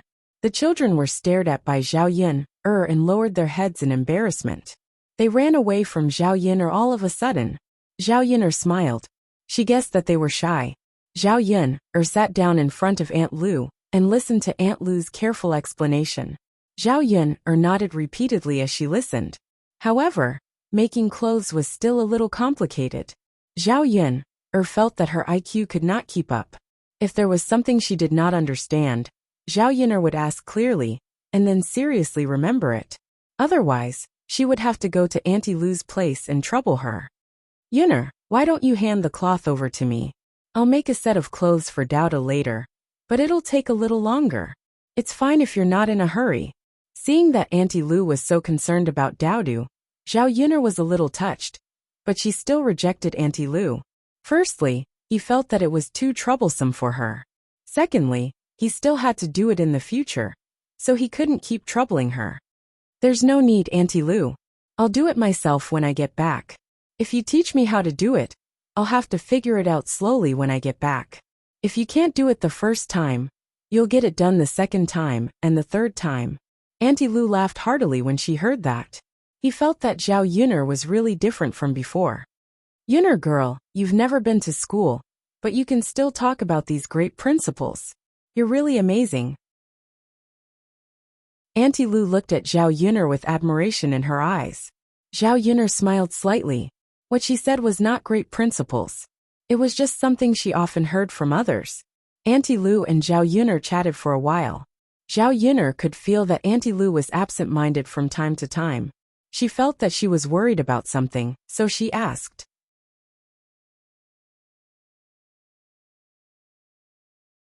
Chapter 207. Auntie Lu's face was full of worry as she spoke. People in the countryside were most afraid of getting sick. A minor illness was enough for their family to suffer, let alone a serious illness. Basically, they could casually take a few medicines, and it would cost a few hundred copper coins. Who could afford to pay a few hundred taels of silver for a serious illness? The short lifespan of the ancient people was not only related to diet. Sometimes, when they encountered such a serious illness and had no money to treat it, they would simply not treat it and let it die naturally. Uncle Lu was only in his 50s and was not old. At home, he could help with a lot of farm work. Sometimes he could even go to the town and sell some small things in the city to earn some money. If Uncle Lu passed away, there would be one less man in the family and life would be much harder. Uncle Lu and Auntie Lu had a good relationship, and the family was harmonious. Putting that aside, as a family member, they naturally could not bear to see a member of the family die. As Auntie Lu spoke, she sighed again. My old man is lying in bed. At night, he's complaining that his body hurts. I'm afraid that if I don't take him to the city for treatment, he won't be able to hold on much longer. Seeing him in pain at night, I don't feel good in my heart. Zhao Yin'er could understand Auntie Lu's feelings, but she did not know how to comfort her. Auntie Lu's family had a few mu of land. If they sold it, they could get some money. However, if the villagers lost their land, their family would not be able to live anymore. Although she was helpless, after weighing the pros and cons, she could only endure the pain and not treat Uncle Lu. Therefore, at present, only money could help Auntie Lu. Zhao Yun'er thought about it and came up with a solution. Auntie Lu, can Brother Shanzi and Brother Muzi spare some time? Auntie Lu asked curiously. Yun'er, what's wrong? Zhao Yun'er did not hide anything in front of Auntie Lu. Instead, she told Auntie Lu about her method of making money. Auntie Lu knew that bullfrogs could be sold at such a high price and was very surprised. However, she did not doubt Zhao Yun'er. Auntie Lu thought for a while. Zhao Yun'er could afford to buy such good clothes for Daodu, so she really made money. Auntie Lu, this thing sells well, and the restaurant buys a lot of them. We can't catch much of them in our village every day. If Brother Shanzi or Muzi have time, you can help me collect some of them from the surrounding villages, and I'll send them to the restaurant. When the time comes, we'll split the money they earn from the bullfrogs 50-50. This way, I can also save some money to treat Uncle Lu as soon as possible. Little Yun'er, it's been a little busy recently. Let Muzi handle the work in the fields alone. Later on, we women can also work in the fields. Let Shanzi go to other villages to collect the crops. It's okay, Auntie Lu. If you don't help me collect them, I won't have the time to go there myself, and I won't be able to earn the money. I can get 50% more. It's free. I should be grateful to you. Zhao Yun'er said. Chapter 208. The main purpose of her doing this was to help Aunt Lu's family. As for money, she didn't care too much about it. When she was in trouble, Aunt Lu had helped her a lot. As a person, she knew how to be grateful. When others were in trouble, she naturally had to help them. Zhao Yun'er could tell that Aunt Lu didn't really want to trouble Zhao Yun'er. The current situation was too helpless. This time, she owed Zhao Yun'er a favor, and she would repay it in the future. Zhao Yun'er didn't stay at Aunt Lu's place for long before she went back. In the afternoon, she was busy with the vegetable garden. Seeing that it was spring, the trees were lush and green, and there were many places where bright flowers were growing. Zhao Yun'er dug up some morning glories and planted them beside the fence of the vegetable garden.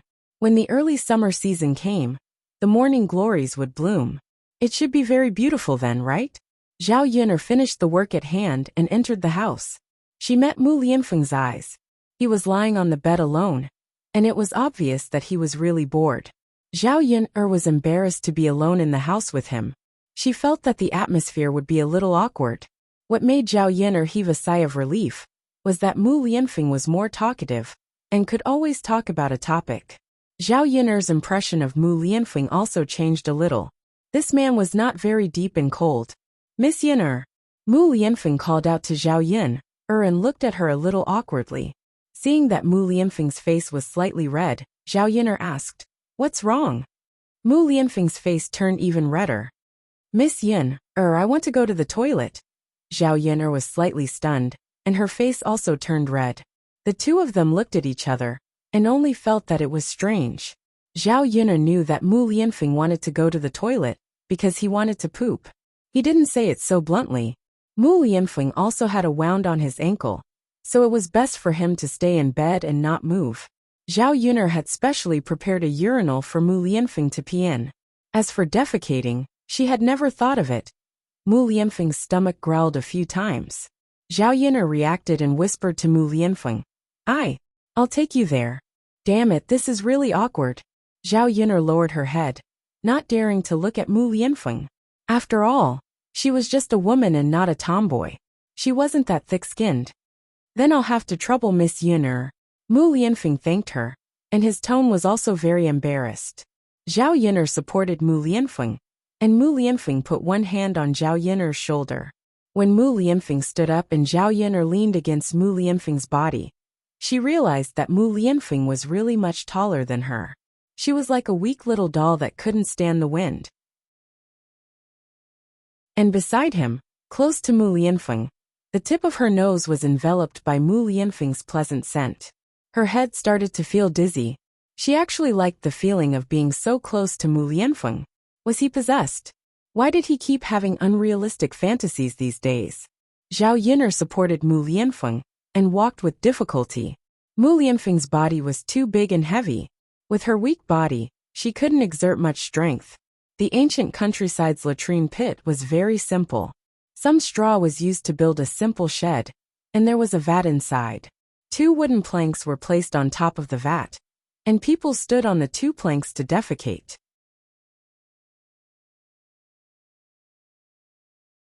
Chapter 209. Ancient times were not like modern times, where there were all kinds of man-made compound fertilizers. In this era, the fertilizers were all kinds of feces. Although it sounded a little disgusting, the vegetables grown with this kind of natural fertilizer were definitely more delicious than those grown with compound fertilizers. Mu Lianfeng was supported by Zhao Yin'er to the latrine pit. He was stunned and looked at it with uncertainty. "Miss Yin'er, is this the place?" Mu Lianfeng asked. He probably felt that this latrine pit was too shabby, right? Zhao Yin'er guessed in her heart. Mu Lianfeng's identity was not ordinary. He lived in the Shitzi residence. The latrine in the residence was definitely much better than the latrine pit in her house. When Zhao Yin'er had just transmigrated, she was really not used to this latrine pit. Now that she had used it for a period of time, she slowly got used to it. "It's here," Zhao Yin'er responded. She glanced at Mu Lianfeng's reaction. As expected, a trace of shock and helplessness flashed in his eyes. Zhao Yin'er also had no choice. The latrine pit at home was like this. What could she do? It was a pity that there were no flush toilets in this era. Otherwise, it would be much more convenient. Can I do it?" Mu Lianfeng asked with uncertainty. If he squatted down, his injured leg would definitely have to exert force. However, his leg was so badly injured. If he exerted force, the wound would definitely split open, right? Even if he could barely support himself with one leg, he still felt that it was a little difficult to take a dump like this. "Young Master Mu, can you just make do with it? The latrines in the village are all like this. I can't help you find a better one. If I can find one, I will definitely bring you there." The more Zhao Yin'er spoke, the softer her voice became. Not long after she said it, she started to regret it and wanted to take it back. It was obviously too late. After Mu Lianfeng recovered from his shock, a faint smile appeared on his face. Looking at Zhao Yin'er's blushing face, he felt that she was unusually cute. "Miss Yin'er, it's okay, I'll make do with it. I'm just afraid that my leg can't take it. If it can't take it, I'll get up again." "Alright." Zhao Yin'er helped Mu Lianfeng in.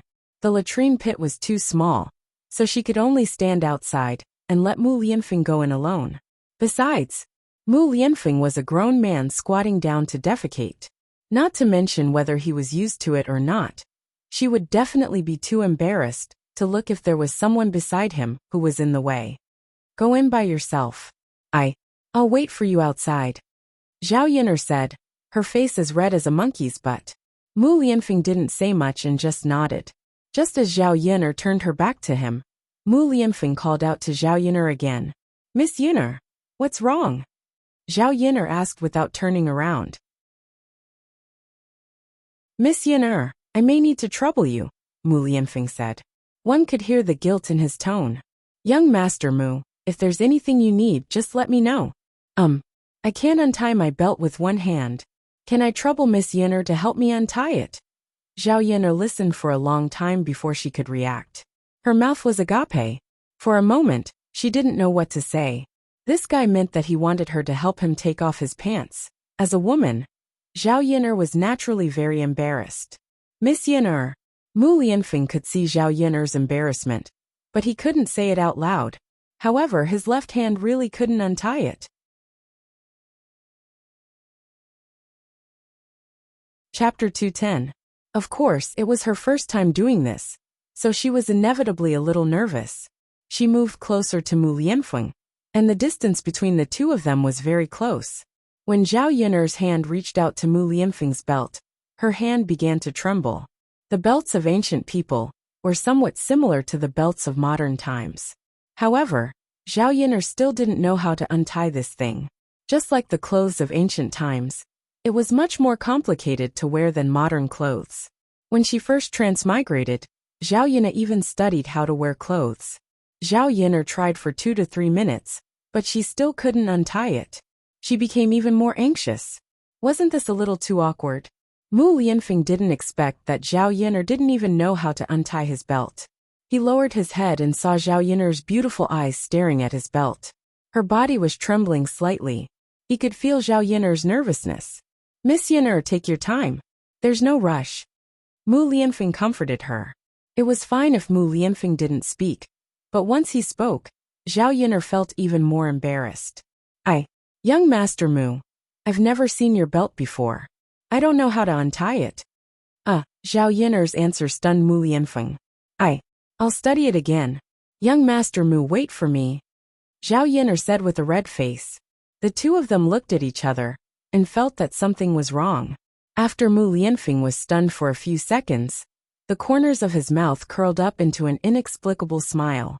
However, Zhao Yin'er lowered her head and didn't see it. Okay, Miss Yin'er.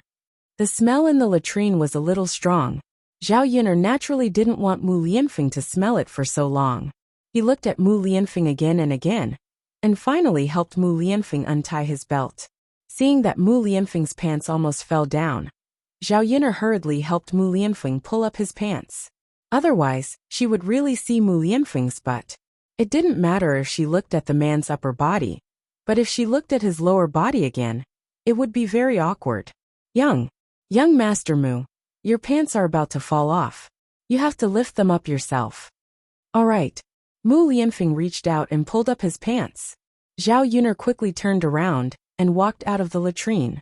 You're such a piece of sh*t. I'll wait for you outside. Call me if anything happens, Zhao Yin'er said. All right. Zhao Yin'er waited for a while. When Mu Lianfeng called her again, Zhao Yin'er thought that Mu Lianfeng was done, but she didn't expect Mu Lianfeng to say, Miss Yin'er, do you have toilet paper? Toilet paper? No, Zhao Yin'er said. She forgot to bring it when she went out just now. People in this era, especially the people in the countryside, rarely used toilet paper. They used a wooden stick to remove it, or wipe it off with tree leaves. The reason why they didn't use toilet paper wasn't that they didn't want to use it, but that the paper in this era was more expensive. Rich families could afford it, but the people in the countryside weren't willing to spend money on it. Zhao Yin'er wasn't used to the way people wiped their butts here. Even if toilet paper was a little expensive, she still gritted her teeth and bought it. Then what should we do? It's in the house. Young Master Mu, I'll go get it for you, Zhao Yin'er said with a red face. All right, Miss Yin'er, I'll wait for you. All right, I'll be back soon. Zhao Yin'er hurriedly ran back. Just as she entered the house, she heard the shouting outside. Zhao Yin'er, you bitch, come out.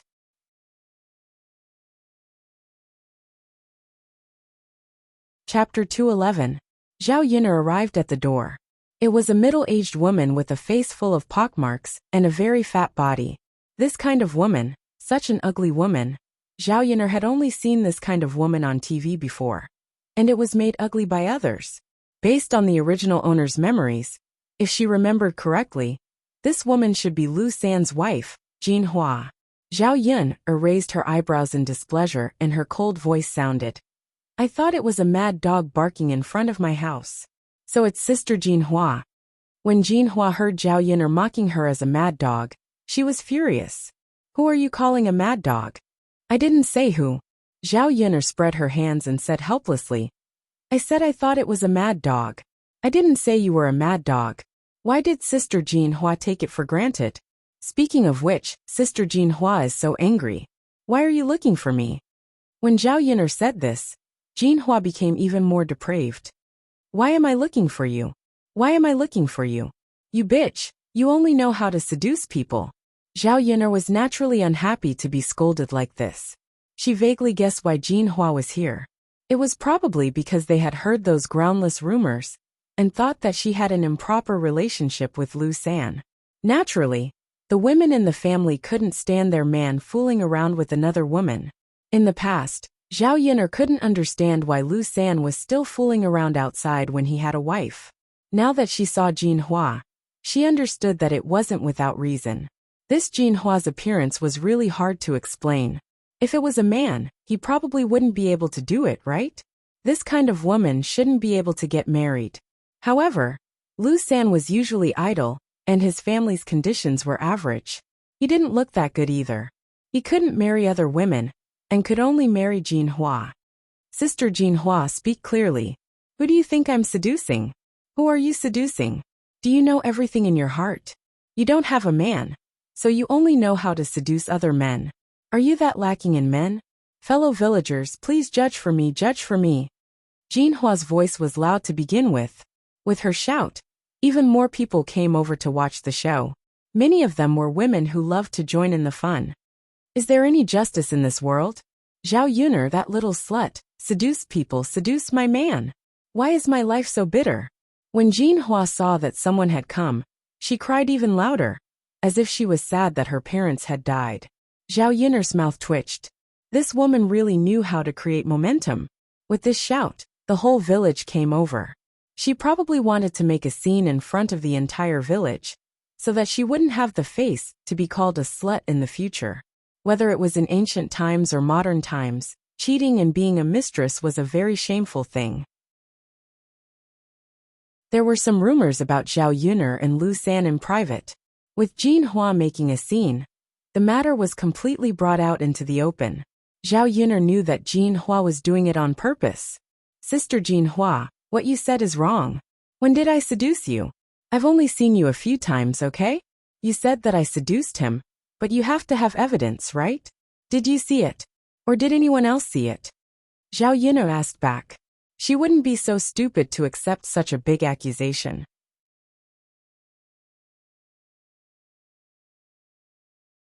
Chapter 212. Evidence. You little b****, do you still need evidence? Ask the people in the village. Who doesn't know that you seduced my man? Everyone, tell us and be the judge. When Jinhua said this, the women who were originally discussing Zhao Yuner and Lu San's matter all started chattering. As the saying goes, 3 people make a tiger. If something that didn't happen was said too much, it would naturally be taken as the truth. Zhao Yuner's current situation was like this. Among these women who were discussing, there were many who liked to add insult to injury, hoping that Zhao Yuner would make a fool of herself. It wasn't easy for them to find an opportunity, so they naturally did their best to hurt her. What evidence do you need? Everyone knows about it. She thought that no one knew about the stupid things she did. Quibbling. After all, it's a disgraceful thing. How can she admit it so easily? Jinhua is also pitiful. If my man was like this, I would definitely tear that little b****'s face apart. She has the face of a vixen. She's here to seduce people. These women said one sentence after another. No matter how good Zhao Yuner's mentality was, she couldn't help but get angry when she heard it. Of course, she didn't want to be wronged for something she didn't do. More and more people gathered around to join in the fun. In the crowd, a red figure hid at the back. When she heard these women's words, the corners of her mouth couldn't help but curl up. There was a hint of smugness in her eyes. She hid at the back to watch the show, but no one noticed her. She also hid the expression on her face very well. Seeing so many people helping her, Jinhua said to Zhao Yuner proudly, listen. So many people have said it, and everyone knows about it. You still need evidence. Everyone tell us, do you still need evidence? Of course not. Jinhua, why are you talking nonsense with her? Someone jeered. Zhao Yuner only felt that these people were funny, especially Jinhua's smug look. Hee interesting. The so-called evidence is just hearsay? This is what everyone says, so it's true. Then what's the point of having evidence? Spend some money to bribe people. It doesn't matter even if you kill people. As long as everyone says that they didn't kill. Isn't it fine? Zhao Yuner replied faintly. A pair of cold eyes swept across Jinhua's body. You're still twisting words and forcing logic. Is there anything wrong with what everyone said? So you're saying that everyone is lying and accusing you? That's not it. But since everyone is here, I would like to ask. Zhao Yuner faced the woman who was condemning her and raised her voice. Since you all seem to be telling the truth, then let me ask you, who has seen me with Lu San with their own eyes? Did you see it with your own eyes, Or did you hear it from someone else? Zhao Yun'er's rhetorical question left all the women present speechless. They had all heard about it. How could they have seen it with their own eyes? I heard it from sister-in-law Mo. Sister-in-law Mo, have you seen it? No, I heard it from sister Lanji. I heard it from big sis Qin. I haven't seen it either. These people discussed for a while, but in the end, they realized that they had all heard about it. No one had really seen it with their own eyes. In the end, it was pushed to Xiaohong.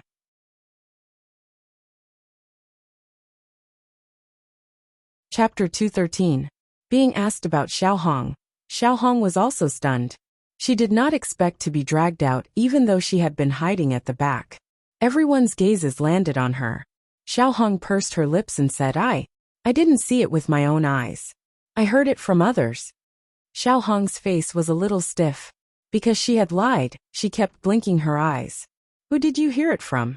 The woman could not help but ask. After all, they had to find the source of this matter. Once they found the source, they would know who had seen it with their own eyes.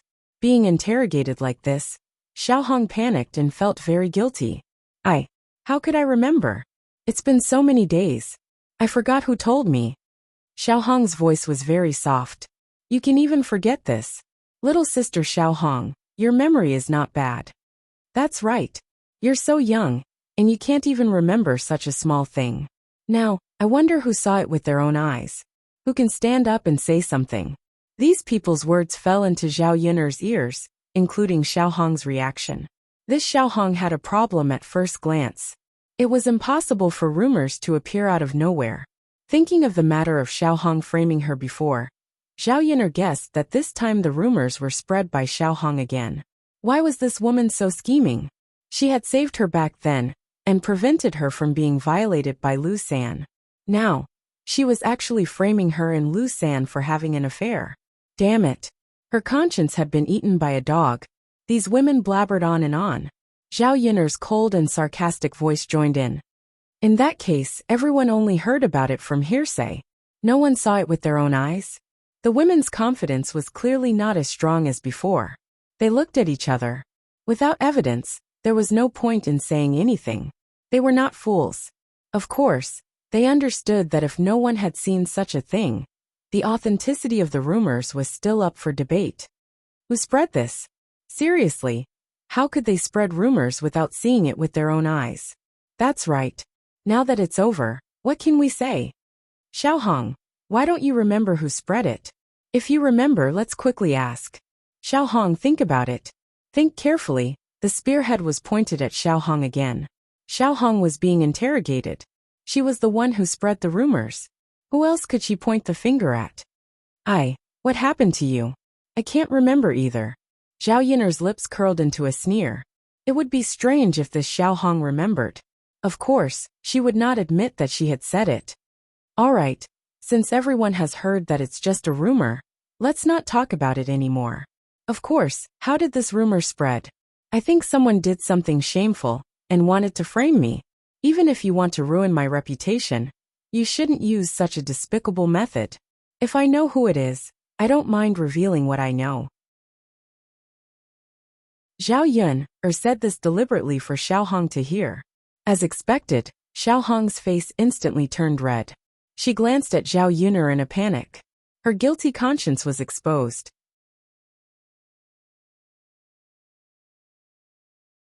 Chapter 214. Jean Hua had already determined this rumor in her heart. As the saying goes, there is no smoke without fire. She also knew what kind of person her man was. Zhao Yun'er was so pretty, so it was possible that Lu San had thoughts of being together with Zhao Yun'er. In addition, her man had naturally praised Zhao Yun'er in front of her, so Jean Hua remembered it even more. Zhao Yun'er was young and had no man. It was inevitable that she would have certain needs and seduce her man. Jean Hua's aura was aggressive, and Zhao Yun'er was not so easy to provoke. With such a big pot of *T being thrown at her, if she did not retaliate, she would be talked about in the village in the future. What? Sister Jean Hua, are you desperate enough to do anything? Who are you calling a dog? Look, you're taking it personally again. I'm talking about a cornered dog jumping over the wall. It's an adjective. I'm not saying that you're a dog. How old is Sister Jinhua this year? Her ears are so bad. Zhao Yin'er mocked. This made Jinhua's face even redder. *tch, see if I don't tear your mouth apart. As Jinhua spoke, she waved her hand toward Zhao Yin'er. Crazy woman. Zhao Yin'er was too lazy to be polite with Jinhua. The matter had already been made clear. It was fine as long as other people understood. At least they would not continue to talk about this matter. Jinhua's wrist was twisted by Zhao Yin'er. When Jinhua turned around, Zhao Yin'er kicked Jinhua's butt again. Thus, Jinhua's fat body flew out and fell heavily on the ground. When everyone saw this, they could not help but exclaim in shock. Wasn't this Zhao Yin'er a little too powerful? Jinhua was such a fat person, but it was as if it was effortless to kick her. It hurts, Jinhua shouted. Not only was her body in pain, but her chin also hit the ground. It was very painful. There was also a bloody taste in his mouth. You slut, how dare you hit me? You seduced someone else's man, and still dared to hit me. Is there any justice in this world? I need to find Li Zheng to be the judge. Jinhua struggled to get up from the ground. Since she couldn't beat Zhao Yin'er, she couldn't give up like this. She had to ruin Zhao Yin'er's reputation, and let the whole village know about her wretched activities. Zhao Yin'er lowered her head, and looked at the golden flowers. Is it really okay to bite people like this? Firstly, if I hit you, you're the one who rushed over to hit me. I can't just stick my head out and let you hit me, right? Secondly, you made up stories that didn't exist and caused trouble at my door. I haven't settled the score with you yet. Find Li Zheng to be the judge? Okay, I also want Li Zheng to be the judge. You don't even have any evidence, yet you came to my door and beat me up. That's not right, right? Jinhua blinked and was about to retort. Zhao Yin'er continued. Big sister Jinhua. Also, you have to be more realistic when you bite people. I, Zhao Yin'er, don't have a man. But I think I'm pretty good looking. If I really lacked a man, I wouldn't find someone like your family's Lu San. Who doesn't know that Lu San has no ability, idles around, and doesn't look very good. This kind of man, other than you, big sister Jinhua, who treasures him. I want to ask all the sisters and aunties here. You are also women.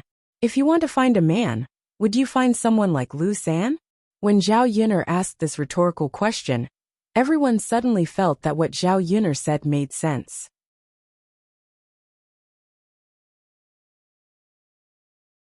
Chapter 215. Just as Zhao Yin'er said, other than Jinhua, no one would be willing to stay with someone like Lu San. Zhao Yin'er was pretty, and everyone in the village knew that Lu Lei was interested in Zhao Yin'er. If Zhao Yin'er was looking for a man, she would look for Lu Lei. How could it be Lu San? Comparing the two of them, even a ghost would know who to choose. It seems that this matter isn't like what the rumors say. Yeah, why did we believe it in the past? Now that we think about it, isn't it too ridiculous? Zhao Yin'er isn't blind. Then someone must have deliberately spread it to ruin Zhao Yin'er's reputation. Who would be so ruthless to spread this? The women gathered together. After thinking about it, they began to suspect Xiaohong. She was the only one who said that she didn't remember who spread it, but everyone heard it from her. So the possibility of her spreading it was very high. Seeing that these people were looking at her suspiciously, Xiaohong quickly waved her hand and pretended to be pitiful. It wasn't me, it really wasn't me. I just can't remember who spread it. That's hard to say. Why would I spread this? I have no grudge against Sister Yin'er. Why would I harm her? Maybe you're jealous. Xiaohong, everyone knows that you like Lu Lei, but Lu Lei doesn't like you. He likes Zhao Yin'er. Then it's really possible that Xiaohong is the culprit. She's the only one. Who else would spread it? Although there was no evidence to prove that Xiaohong was the one who spread it, these women roughly understood in their hearts. They didn't expect that Xiaohong, who looked so innocent and harmless, would do such a thing. These women didn't scold Xiaohong on the surface, but Xiaohong couldn't stand their gazes. She ran out of the crowd. The corners of her eyes were red, and a few drops of tears hung down. Zhao Yin'er naturally saw Xiaohong's back as she ran out. Zhao Yin'er did not want to comment on this woman. She only wanted to say that she deserved it. When Jinhua saw that everyone was no longer protecting her, she began to believe in Zhao Yin'er. His initial excitement and confidence to rush over instantly disappeared. She couldn't beat him in a fight, and she couldn't reason with him either. Jinhua was caught between a rock and a hard place. Just as he was thinking about how to leave, a woman in her 40s or 50s came out to mediate. All right, Jinhua. Since this is a misunderstanding, let's forget about it. That's right, Jinhua. Someone is deliberately provoking you and using you as a tool. Look, you're suffering, aren't you? Let's go, let's go. Don't make a scene. It's not good for a village to make a scene. This gave Jinhua a platform, and Jinhua took the opportunity to step down. She said to Zhao Yun'er, "Today's matter is a misunderstanding. I'll leave first. But don't try to seduce my man in the future. Otherwise, I'll make you suffer." Zhao Yun'er only felt that it was hilarious. How could there be such a tyrannical and unreasonable person? Wait! Zhao Yun'er shouted. Jinhua paused in her steps and turned around to ask Zhao Yun'er, "What do you want now?"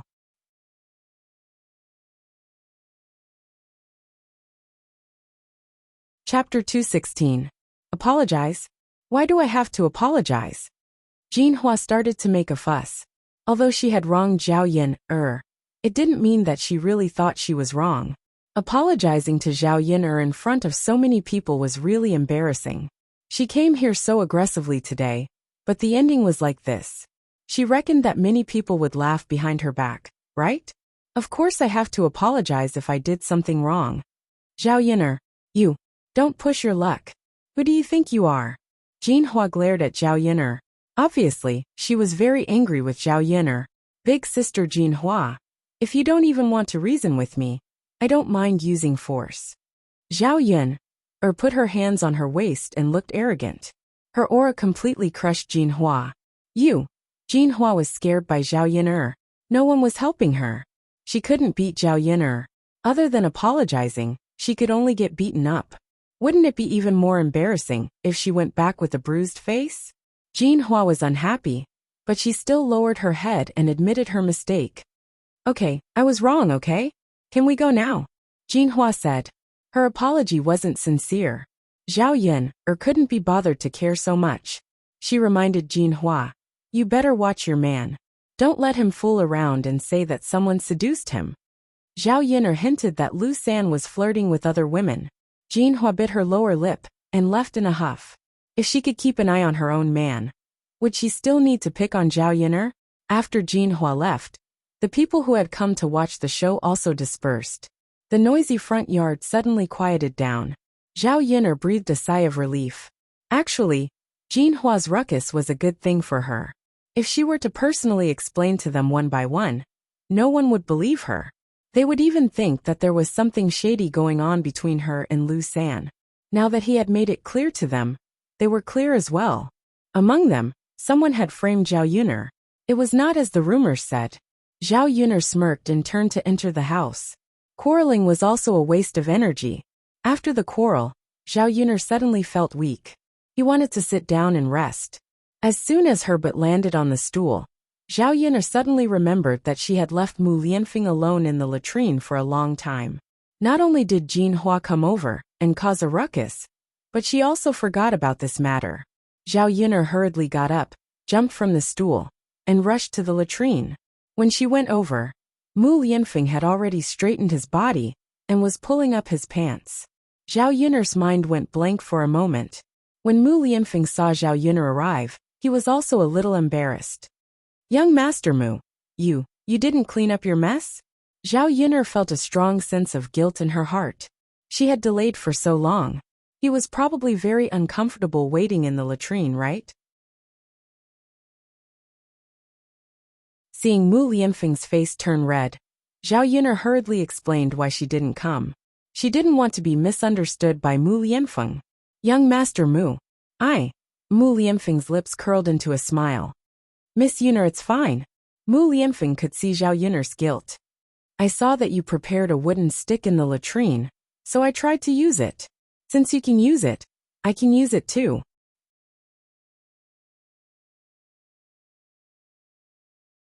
Chapter 217. She blinked her eyes, unable to digest so much information. The toilet paper in her hand suddenly felt like it weighed 1,000 pounds. Mu Lianfeng was such a noble person. It was probably the first time he used such a wooden stick to wipe his butt. Not to mention that Mu Lianfeng was used to living like a prince for a long time. Even Zhao Yin, who was very adaptable, was not used to wiping her, but with a wooden stick. In the end, she made Mu Lianfeng wait for a long time. Mu Lianfeng had no choice but to use a wooden stick. Otherwise, not to mention the stench in the latrine, his injured foot would not be able to hold on for long. Now that Mu Lianfeng said this to her, he was probably comforting her, and did not want her to feel too guilty. Young Master Mu, I'm really sorry. I didn't mean to forget. But someone came to my house to cause trouble just now. Zhao Yun'er began to explain, stuttering a little. The faint smile on Mu Lianfeng's lips was like a spring breeze, giving people a very fresh and comfortable feeling. It's okay, Miss Yun'er. I know, Mu Lianfeng said. His voice was soft with a hint of magnetic hoarseness. It was very pleasant to hear. The latrine was not far from Zhao Yun'er's house. Those people's voices were so loud just now, so Mu Lianfeng could roughly hear them. Seeing that those people slowly stopped making noise, Mu Lianfeng's foot really could not hold on anymore. Only then did he find a wooden stick and wipe it. Young Master Mu, do you still want this toilet paper? Zhao Yun'er handed the toilet paper over. No, I'll use it next time. Okay. Then Miss Yun'er send me back. Oh, okay. Zhao Yun'er hurried over and helped Mu Lianfeng. The two of them hugged each other. Perhaps Mu Lianfeng had stayed in the latrine pit for too long. His body also carried the faint smell of the latrine pit. Mu Lianfeng was injured and could not bathe. This smell probably wouldn't go away in a short time. The guilt in Zhao Yun'er's heart deepened. Sigh, it's all her fault. If Jinhua hadn't come over, Mu Lianfeng wouldn't have to be like this. Zhao Yun'er helped Mu Lianfeng back, and let him lie on the bed to recuperate. She sat down and quietly began to make clothes for Daodu. Not long after he sat down, footsteps came from outside the house again. It was Lu Lei. Zhao Yun'er was afraid that Lu Lei would rush in and see Mu Lianfeng, so she quickly went out of the house. Lei, brother Lazy, why are you here? Zhao Yun'er asked with a smile. Lu Lei frowned, his eyes full of worry. He asked Zhao Yun'er with concern. Yun'er, I heard that Jinhua came to cause trouble for you? Are you okay? Why is there no one? She left after playing around. I'm fine now. Brother Lazy, sorry for making you worry. When Lu Lei heard Zhao Yun'er say this, he sighed in relief. That's good. Yun'er, you're not injured, are you? Jinhua was also very fierce in the village, and had fought with many women. Therefore, Lu Lei was afraid that Jinhua had hurt Zhao Yun'er as well. I'm fine. Brother Lazy, look at me. Am I not fine? That's good. Yun'er, it's good that you're not injured. I just heard about it. They all misunderstood you. Naturally, you're not that kind of person, Lu Lei said. Lu Lei had also heard about the rumors between Zhao Yun'er and Lu San. However, when others mentioned it to him, he scolded them.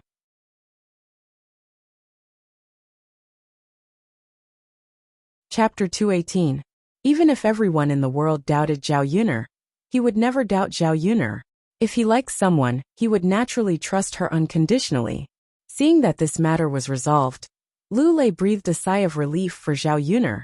He didn't like others pointing fingers at Zhao Yun'er behind her back. Zhao Yun'er pulled a smile from the corner of her mouth. They are just making groundless accusations. They like to listen to hearsay and spread rumors. Since it's fake, there will always be loopholes. There will also be a day when the truth will come out. I didn't do it, so I'm not afraid. Zhao Yun'er's eyes were filled with stubbornness. This kind of gaze was exactly what Lu Lei had never seen in the eyes of other women. This kind of Zhao Yun'er was even more attractive to him. Yun'er, then you're fine. I'll go back first. Is there anything else you need my help with? If there's anything you need my help with, I'll leave after I'm done, okay? Lu Lei asked. It wasn't good for him to stay at Zhao Yun'er's house for too long. Since others could spread the news about Zhao Yun'er and Lu San, it was possible that the news about him and Zhao Yun'er could also spread. Lu Lei didn't want Zhao Yun'er to suffer any rumors about the matter that had just calmed down. It's okay, Brother Lei. There's nothing I need help with. Then I'll go back? And be careful on the road. Zhao Yuner reminded him. Lu Lei looked at Zhao Yuner reluctantly, then turned around and left. Zhao Yuner looked at Lu Lei's back and sighed. She knew that Lu Lei had probably rushed over after hearing about her situation. He didn't stay for long, but he wanted to leave. She didn't urge him to stay at all. Zhao Yuner still had a guilty conscience. She was afraid that Lu Lei would stay for one more second. If he accidentally entered her house and saw Mu Lianfeng, she really couldn't explain it clearly. During this period of time, Mu Lianfeng was also a troublesome matter. It would be best if she took Mu Lianfeng to the toilet when no one was around. Otherwise, he wouldn't know if there would be rumors. As soon as Zhao Yuner entered, she saw Mu Lianfeng craning his neck to look outside. Mu. Young Master Mu, what's wrong with you? Zhao Yuner asked. It's nothing.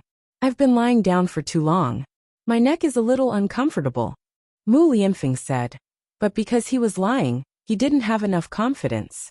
She didn't dare to look at Zhao Yuner. Young Master Mu, why don't I give you a massage?